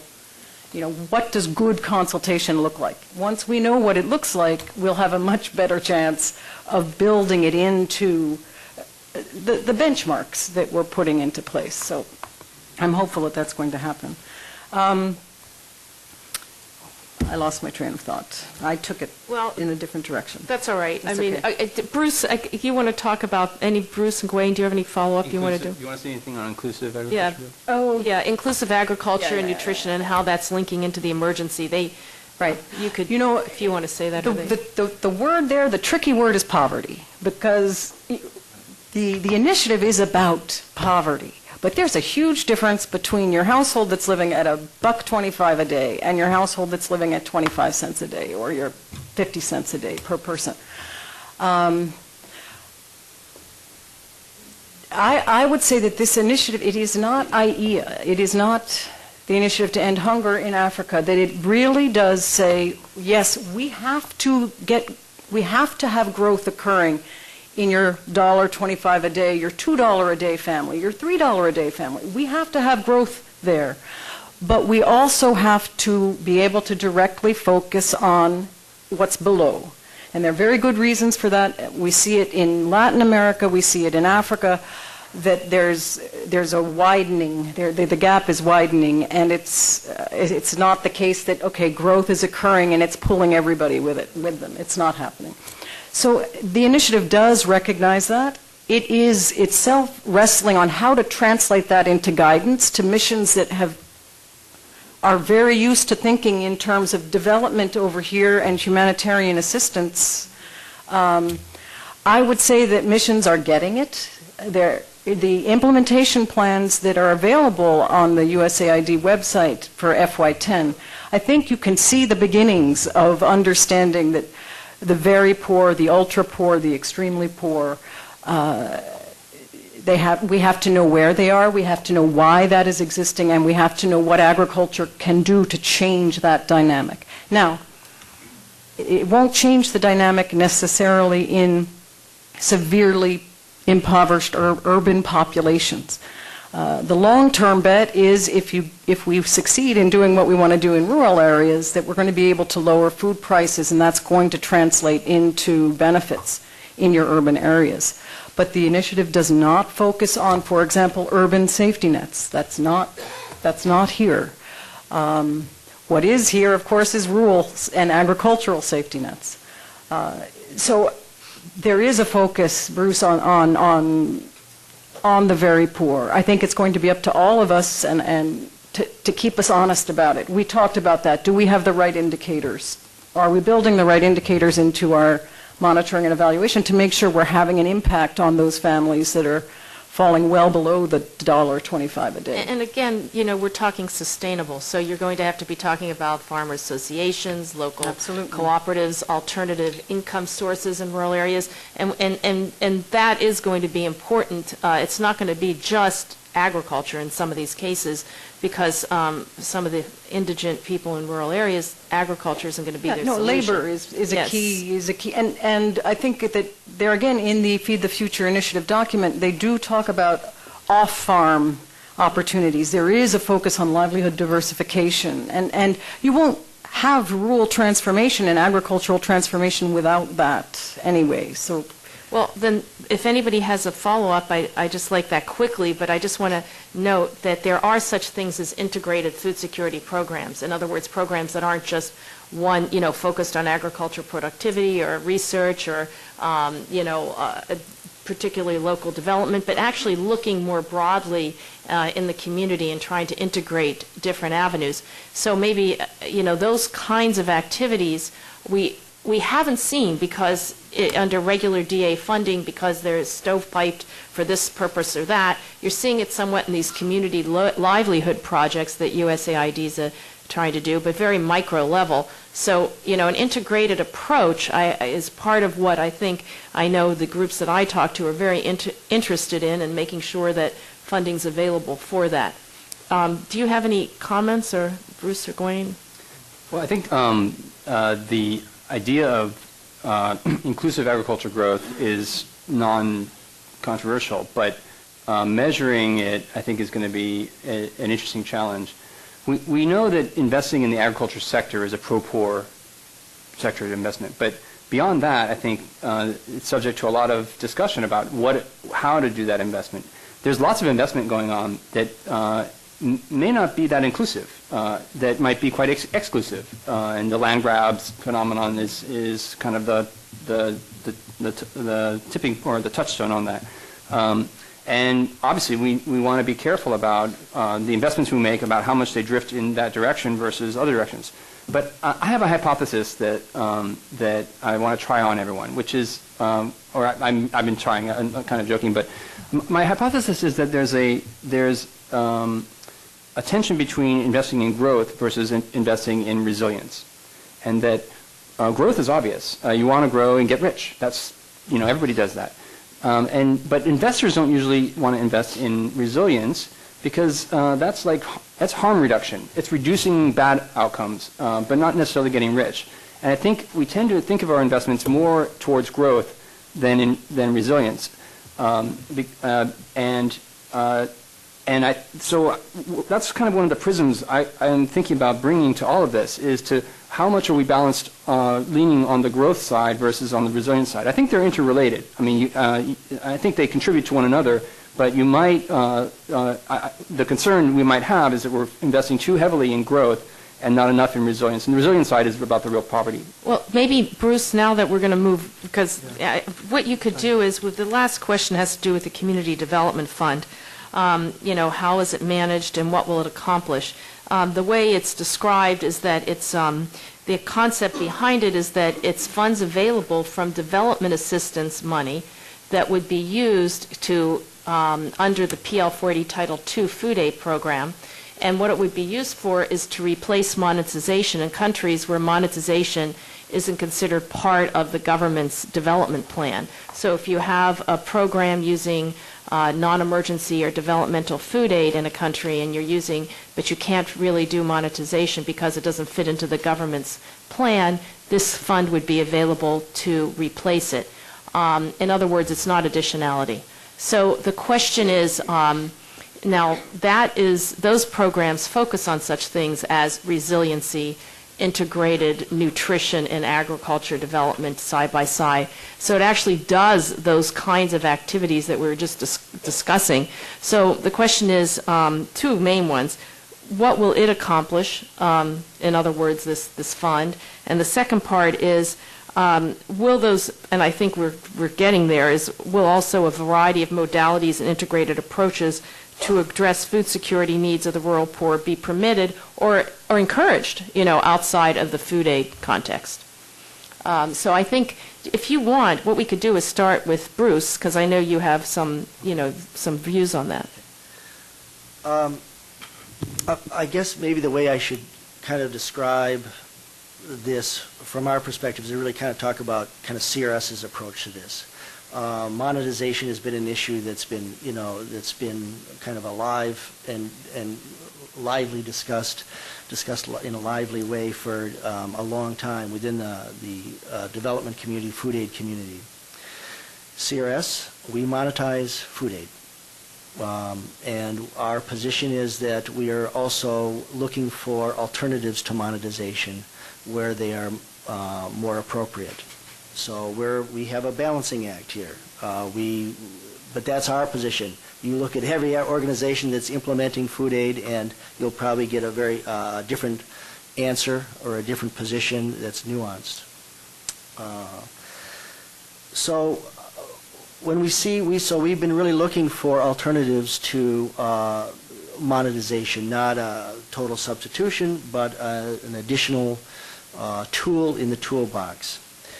So when we saw that in the Feed the Future guide that there is actually a community development fund. $75 million is proposed by the administration. We see this as a really a wonderful opportunity. Here, if you look at how you could provide some additional resources that could complement monetization, there are two ways you could really approach it. And we were really trying to approach it during the Farm Bill, which was to really expand 202E, which was expanded in the Farm Bill. 202E is... I'm sorry, it's a cash component of Title II food aid to be used for purposes that I guess through expanded use are more kind of developmental activities. Now the Farm Bill, we're in between Farm Bills, and so there is another potential avenue which would provide development assistance funding, and if you put that development assistance funding within the Office of Food for Peace, so you could program it alongside of Title II food aid, that you could actually provide more flexibility for implementing organizations like ours. So we see this as a positive step. Some of us think that it will need some sort of authorizing, maybe some language, but anyway, maybe I'll leave it at that. Okay, Gawain, do you have any comments? Oxfam doesn't monetize, so I have the luxury of not being very nuanced on it. I think this is an important step. The development and especially the food aid community has been quite wrapped up in this debate around different debates around food aid, but this one is one of the important ones. And I've had a lot of debate on this. And the thesis is that, from Oxfam's point of view, that food aid is a scarce resource. And in fact, food itself may be an increasingly scarce resource. And we have to ask the ethical question about whether we should use this scarce resource as a fundraising mechanism. Now, the purposes of that fundraising can be very good, but it's a very, very inefficient way to fundraise. It's a very, very inefficient way to send a dollar from the U.S. Treasury to a program on the ground. And that's a lot of waste. That in an era of scarce resources, we have to ask about whether it's a good idea. Now, the counterpoint has always been, well, there's no political support for finding alternative fundraising. But this is it. Here we have political support for alternative ways of funding those kinds of activities. And in fact, our DA is going up, and our commitment to supporting programming in this area is going up. So I think that argument is the argument that has maintained monetization and really circled the wagons on it, I think is evaporating if we maintain the political momentum for Feed the Future and for these efforts. If we don't, then that argument pertains again. So we're pretty supportive of this. I think it's very important, and I think it's a real step forward for all of us. For those organizations that do use monetization, they have an alternative mechanism to do the fundraising they need to do. And for those of us who are critics of it and who think food and food aid are scarce resources that we shouldn't be using in a wasteful way, this is a way of getting out of that hole. Okay, thank you. I have one question, because we really have very little time here. I'm sorry. One of the things about, because I want to make sure Susan has a moment here, but one of the things about monetization is that in some cases country governments are actually very supportive of it, and they actually see it as beneficial in their systems where they have, their low income and net food importing, where they see it as actually helping their marketing system, and it's been integrated well. I think we heard an example of that this morning with the ambassador of Mozambique. So if I understood it correctly, Susan, the way that you're writing this is that it's not just taking the place of monetization or effective uses of it, but more of in cases where it doesn't fit into the government plan and development plan that you would be looking at using it. So maybe you could follow up to explain. No, absolutely. I think Bruce put it very well. I mean, it is a tool, and I think it's a very important tool in the sense that it gets to this resilience issue and to funding for resilience and the investment choices we make for resilience, because the tension has been how much bang for the buck, and from a development perspective, you tend to measure that in some very concrete ways, increases in productivity, increases of value on the market, these kinds of things, it's much harder to demonstrate the value of a famine not happening or of a community not losing 10% of its children this season. You know, it's harder to do, and I'm hopeful that this money can help us begin to message that in ways that all of a sudden make a lot of sense, you know, that this is contributing to some very concrete goals. It is not meant to do away with monetization. I think that the administration is very intent, however, to reduce the use of monetization where monetization is not having a development impact itself. I think there are cases where, yes, monetization has helped build markets, but in many cases, as almost any NGO partner and non-governmental organization partner in this room will tell you, it's hard to do. It is not efficient in most cases. And if a person could have that dollar, you could do more with it. So what I'd like to do now is open this up to the audience and see if anybody else would like to ask a question or have a point of view that they'd like to express. Okay, I know Phil, but he spoke before. I'm sorry, I don't know you back there. Excuse me. Could you just stand up and say your name and organization? WFP. Catherine, I think. Good morning, Catherine Feeney with the World Food Programme.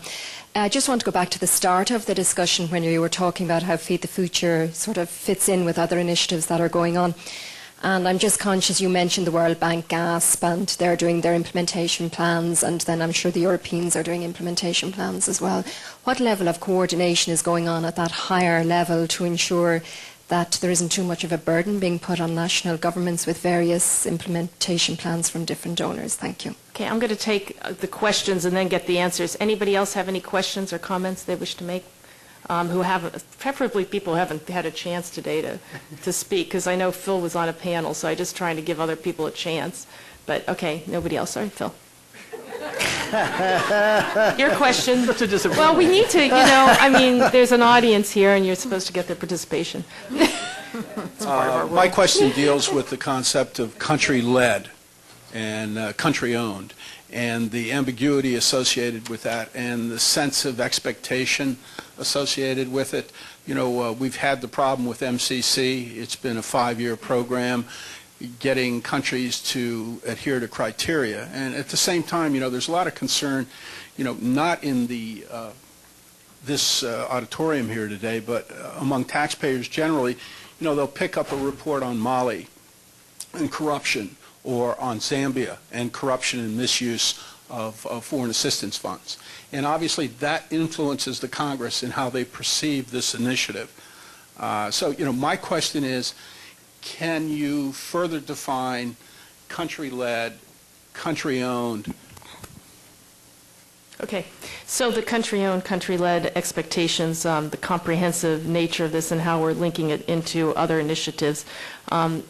This gentleman? Could you say your name, please? David Schiffer with the partnership. I have a question.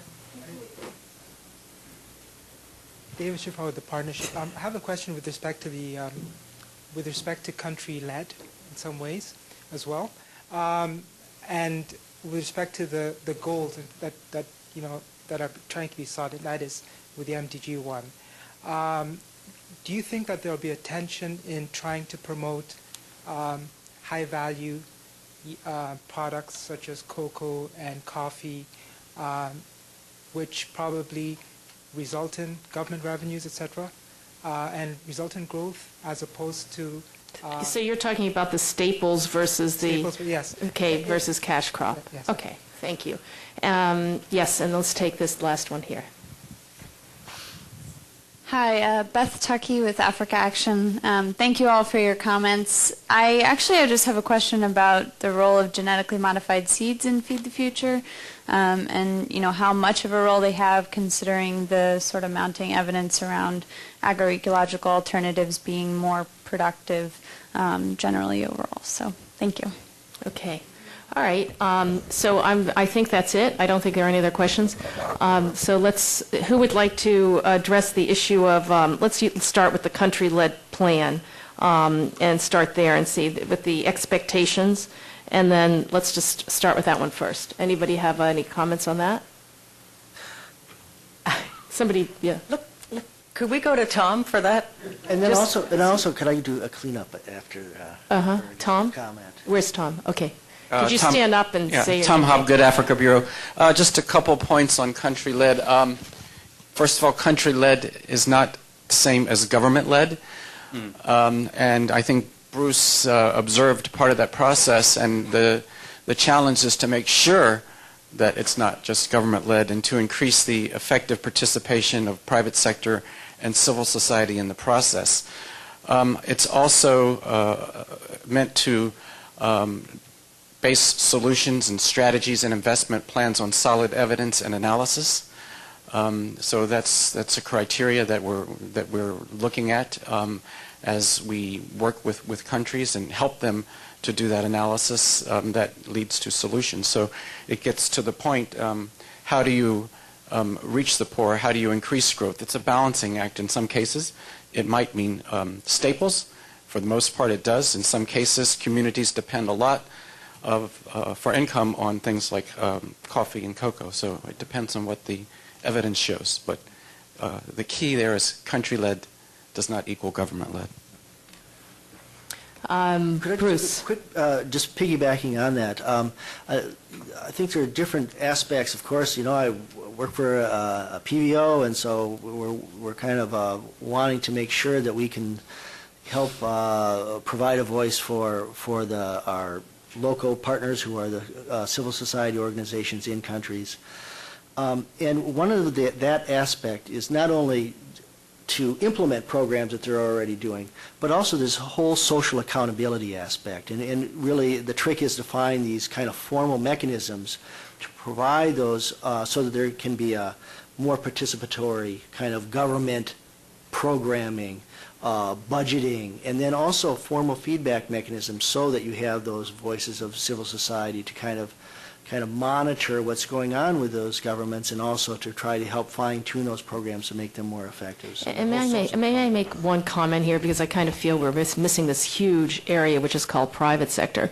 Many of the groups that I work with, they actually develop private sector systems, and they work with private sector in order to have, farmer associations, cooperatives, linking into credit, into marketing systems, getting the financing you need, the inputs, the training. And so that is a very critical piece that we can't forget. So, sustainability does not mean just governments, but it's linked into the private sector piece, which can start with the very poor, and that's why I was trying to emphasize how important it is to make sure that even with the very poor and in these rural communities, there's access to funding for those purposes, not just through food aid and a community development fund, but otherwise, because those are the kinds of experiences we've had that can be scaled up and that should be brought to bear. So let's not forget that. And some of it is staple food and some of it isn't staple food. And the staple food has one role, and I understand why productivity and providing staple foods was a stimulus because of the food crisis to our discussion. But if you're looking at food security, it's also an income issue. And in some areas where you can get the highest value out of your land, and get a marketing going, you actually are going to have a more secure future. So we have to make sure that nobody's looking at one avenue. If that's, just to add that. Could we touch very quickly on the GAFSP? Yeah, and that's part of, well, that's also part of the question asking about the comprehensive nature and how it's linked to other initiatives. So that feeds into that piece as well. That's the GAFSP is a World Bank multi-donor trust fund, and it's the Global Agriculture and Food Security Program, for those of you downstairs. And the question was, is this just is this placing one more burden on countries that are already overwhelmed with being asked to go through this planning process? And we have to take a step back and say yes, there is pressure but the pressure is both internal and it's external. Yeah, donors are putting pressure on governments. I have to say that is true. In Africa, at least, it's pressure that the Africans have placed on themselves, and I would say that what we're seeing is growing comfort in the dialogue that is occurring in terms of the donor saying country-led and meaning one thing, and governments and associations, economic associations, hearing country-led and having that mean a different thing. And I think in a couple of cases we've been put in our place, actually. Now, the GASP, I want to say, does serve an incredibly useful purpose, and I think we're seeing it this year, is in that we can make a commitment right now, USAID, and that money will not be in anybody's pipeline for probably a good 12 months. Maybe that's optimistic, Tom. It can be a while. If we don't already have a mechanism on the ground that we can put that through.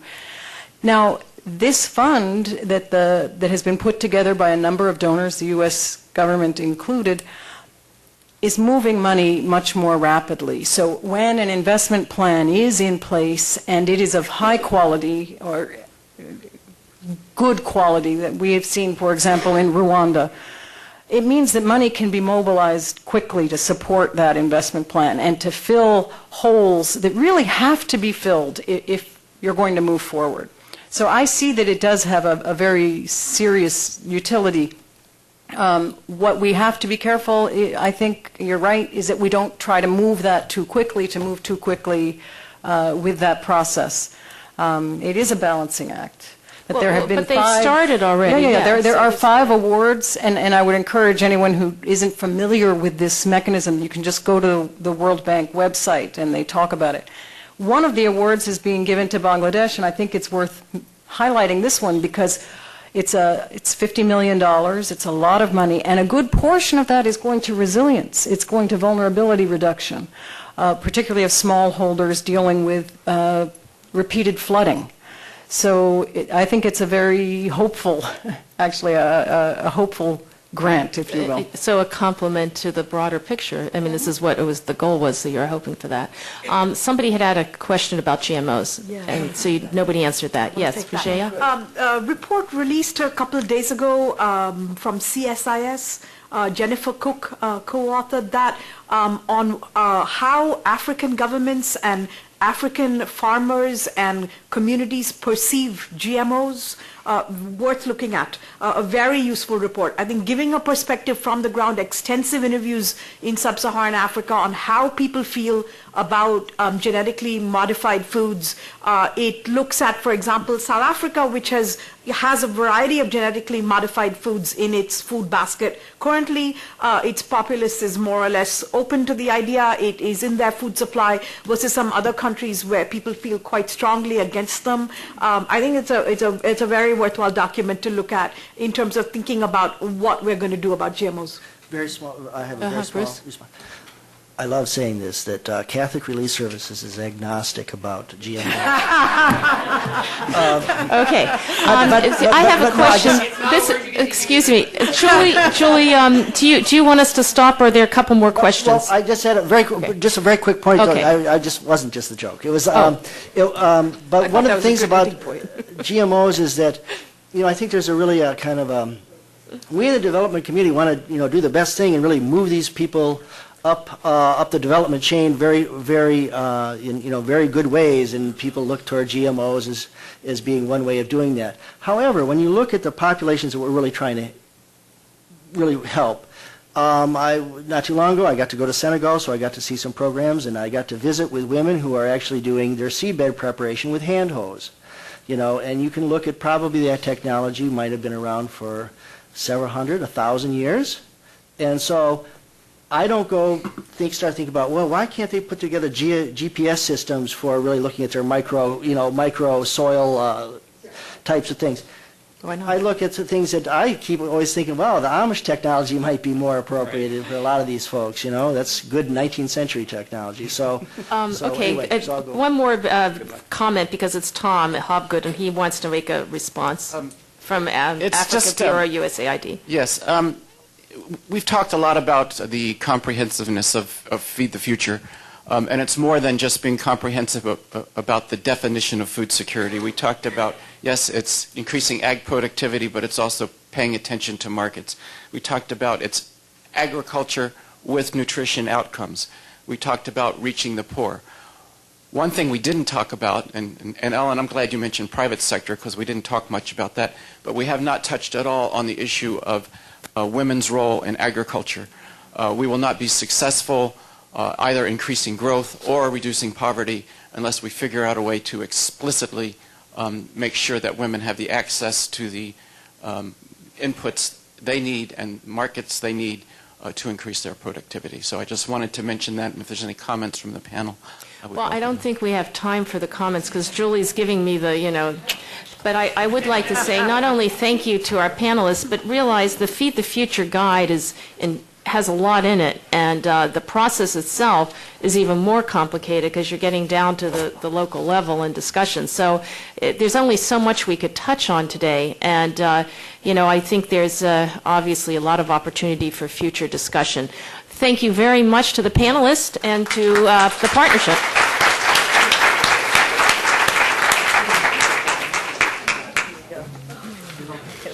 You were fantastic. Oh, thank you. Thank you. I was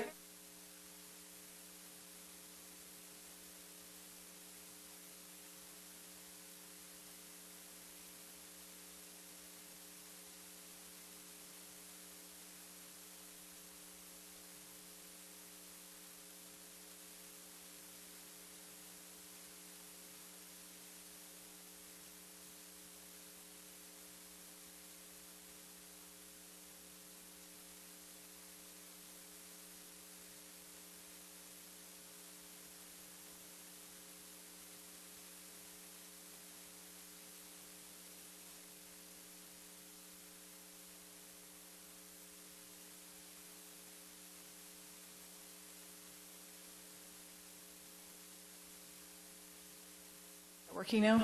Yes. Okay. Great.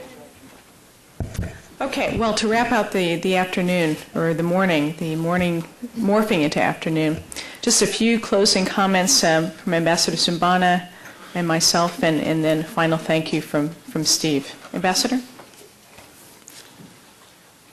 Thank you again. I'll be very brief. We had a very long and useful session. For me, it was really very important. I said at the beginning that my time in the United States had been very short yet, but in this conference I've learned a lot. And learned something which is very important for Africa and for my country. So, in brief, I may say that this was one of the places where I have seen that the Congress in the United States and the Obama administration are very much concerned about coordination and helping Africa to overcome the problems and the challenges it's facing. So for me, in brief, what I've learned this morning, it will be very difficult for me to summarize. That was a lot. But anyway, I may say that I've heard with pleasure that this initiative needs to address training of people, the farmers, the associations, to improve the quality of their products. First, to feed the people, to feed the markets, and to develop the countries. Governments are asked, and they are being put as the central parts and partners in all this process to make agriculture sustainable, this to be able to attain food security.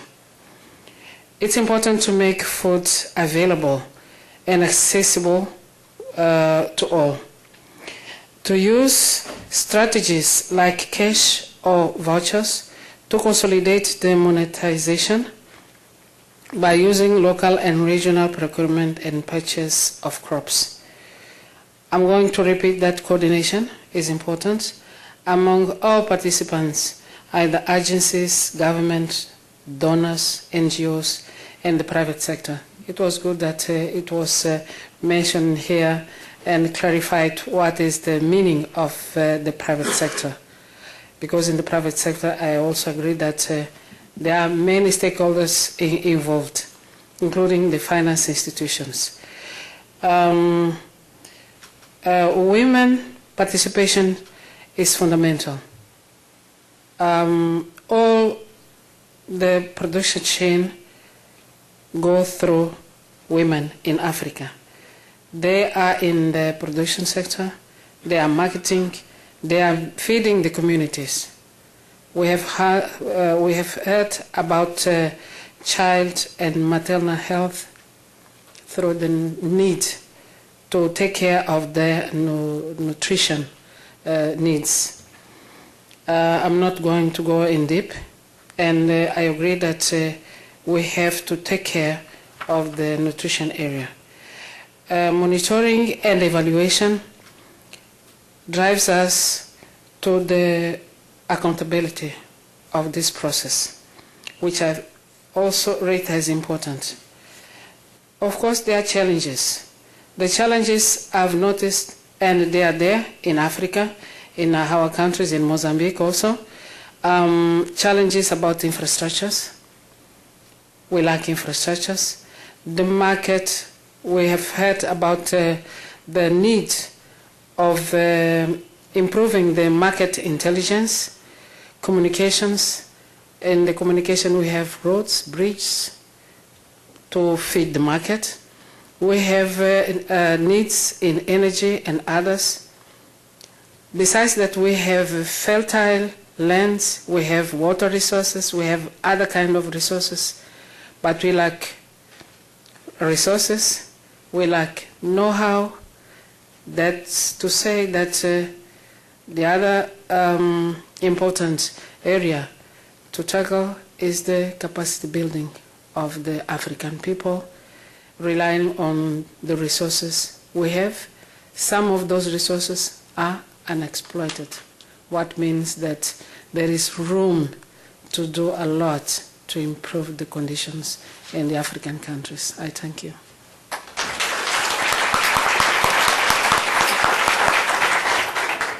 I'll just speak from here to save time. I thank you, Ambassador Sambana, for those wonderful comments, and I agree with you that it's absolutely impossible to summarize everything that we've learned and taken away. You know, I have to say, from the partnerships perspective, this is really epitomizes what we want to accomplish, part of our mission that we see in the partnership, to convene really excellent panelists who feel, I think, unencumbered by any particular agenda, to come and say what the main issues are, what are some of the constraints. I mean, to discuss candidly and openly with a very diverse audience, I think is exactly what we had intended to do today. And I want to thank the moderators and our wonderful panelists for making our vision come true.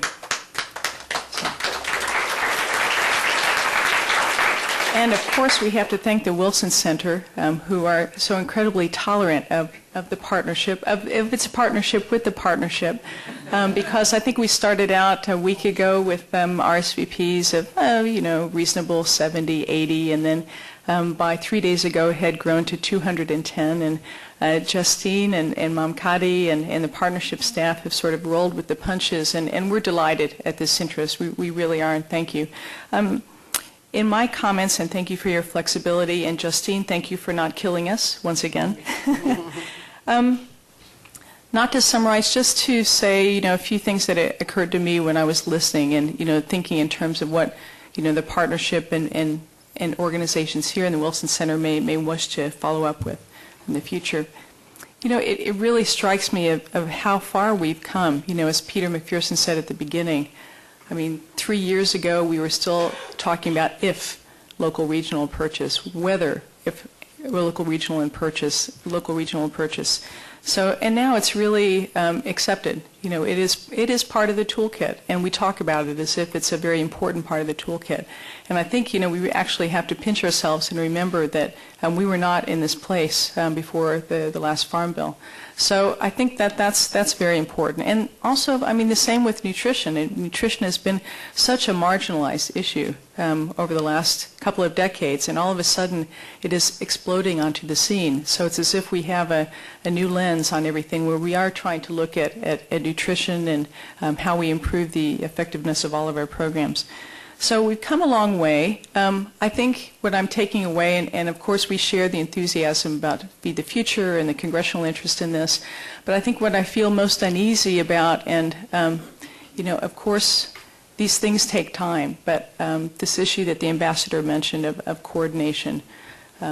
We've come here to talk about food assistance programs, and we have USAID and we have USDA talking about their roles, their very important roles in that. You still don't have a sense that beyond personal collegiality and someone knows someone else, that there's a drive really to integrate these programs in a significant way. And I really think we have to work at that. So I say that as a caution. I think that really the place where this integration is going to take place, not only for USAID and USDA, but for other agencies, is going to be at the field level, at the country and also at the regional level. I think many people commented that we're not hearing enough about regional approaches, so we need to be cognizant of that.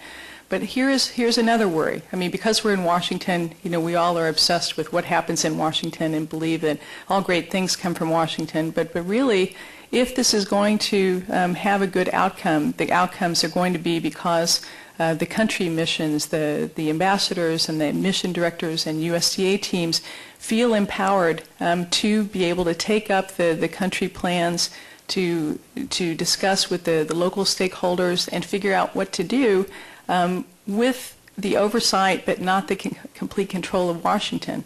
And it's not clear to us in Washington, in the partnership yet, how that's going to happen. Are we going to be able to decentralize control of Feed the Future enough to the field level to allow that kind of flexibility? And then lastly, before I turn it over to Steve, it's just a question that, again, the ambassador raised up. I think we're still not hearing enough about the goal 5 to 10 years from now. Who do we want to be running food assistance programs of whatever stripe? And I think, we would think, we probably, if we were asked about this, we would say we want this to be capacity resident in the countries and regions. But it's not clear yet, what is the pathway towards that? We're kind of settled now on coordination, how we all work together better, but what's the pathway to creating capacity in the local civil society organizations, in local private sector? And, Phil's question about, how do we keep Congress on board with this? Because that's an even longer agenda than the 3 to 5 years that Susan has given us to show impact and Feed the Future. Anyway, but we've come a long way, and we look forward to future discussions. I think the next stage, Ambassador, is we need to bring some teams from the field, Mozambicans and Malians, and to tell us in their own words what's happening with the implementation of their agricultural plans and nutrition plans at the country level and their perspectives. We hope to do some of that in October and look forward to seeing you then. Yeah. Okay, thank you, Julie. Before bringing us to an official close, it's always awe-inspiring to me to be at these gatherings. I learn a great deal being amongst you who are experts, activists, advocates, etc., in the field of agricultural development and food security, an area that I'm not an expert in. And as the ambassador said, I learned a great deal, and I had to be in and out a bit this morning, but still it was very, very helpful for me. But one thing I realize as we're talking about integration, whole of government approaches, getting beyond this room and the collegiality and the shared experiences and the working together of individuals here, is we might ratchet that up just a little bit, and this might be very helpful in your thinking. One of the reasons why this series of working with the partners on these issues has been of such value to myself personally, to my program associates, Mama Heidi and Justine, is that we spend most of our lives involved in peace building, democracy and governance, conflict resolution work on the continent. Extremely important. But we often forget the linkage between food security, conflict, peace building, and etc. We need to begin to think about this as a whole, in a holistic way. I think that's not done very much. We hear the word stovepiping an awful lot, and we tend to do that more than we even realize. We do that right here in my own building, in my own program. So this is a very valuable way of bringing us out of that closed thinking, and I think from your point of view, tie it in as you look toward the future, as you're talking to your colleagues, to your bosses, to those who make policy determinations, that this is and must be an integrated approach to making the world a better place to be. I want to thank you all for coming. I want to thank my staff. I want to thank the partners and all the wonderful people here, and thank you for such a rich discussion.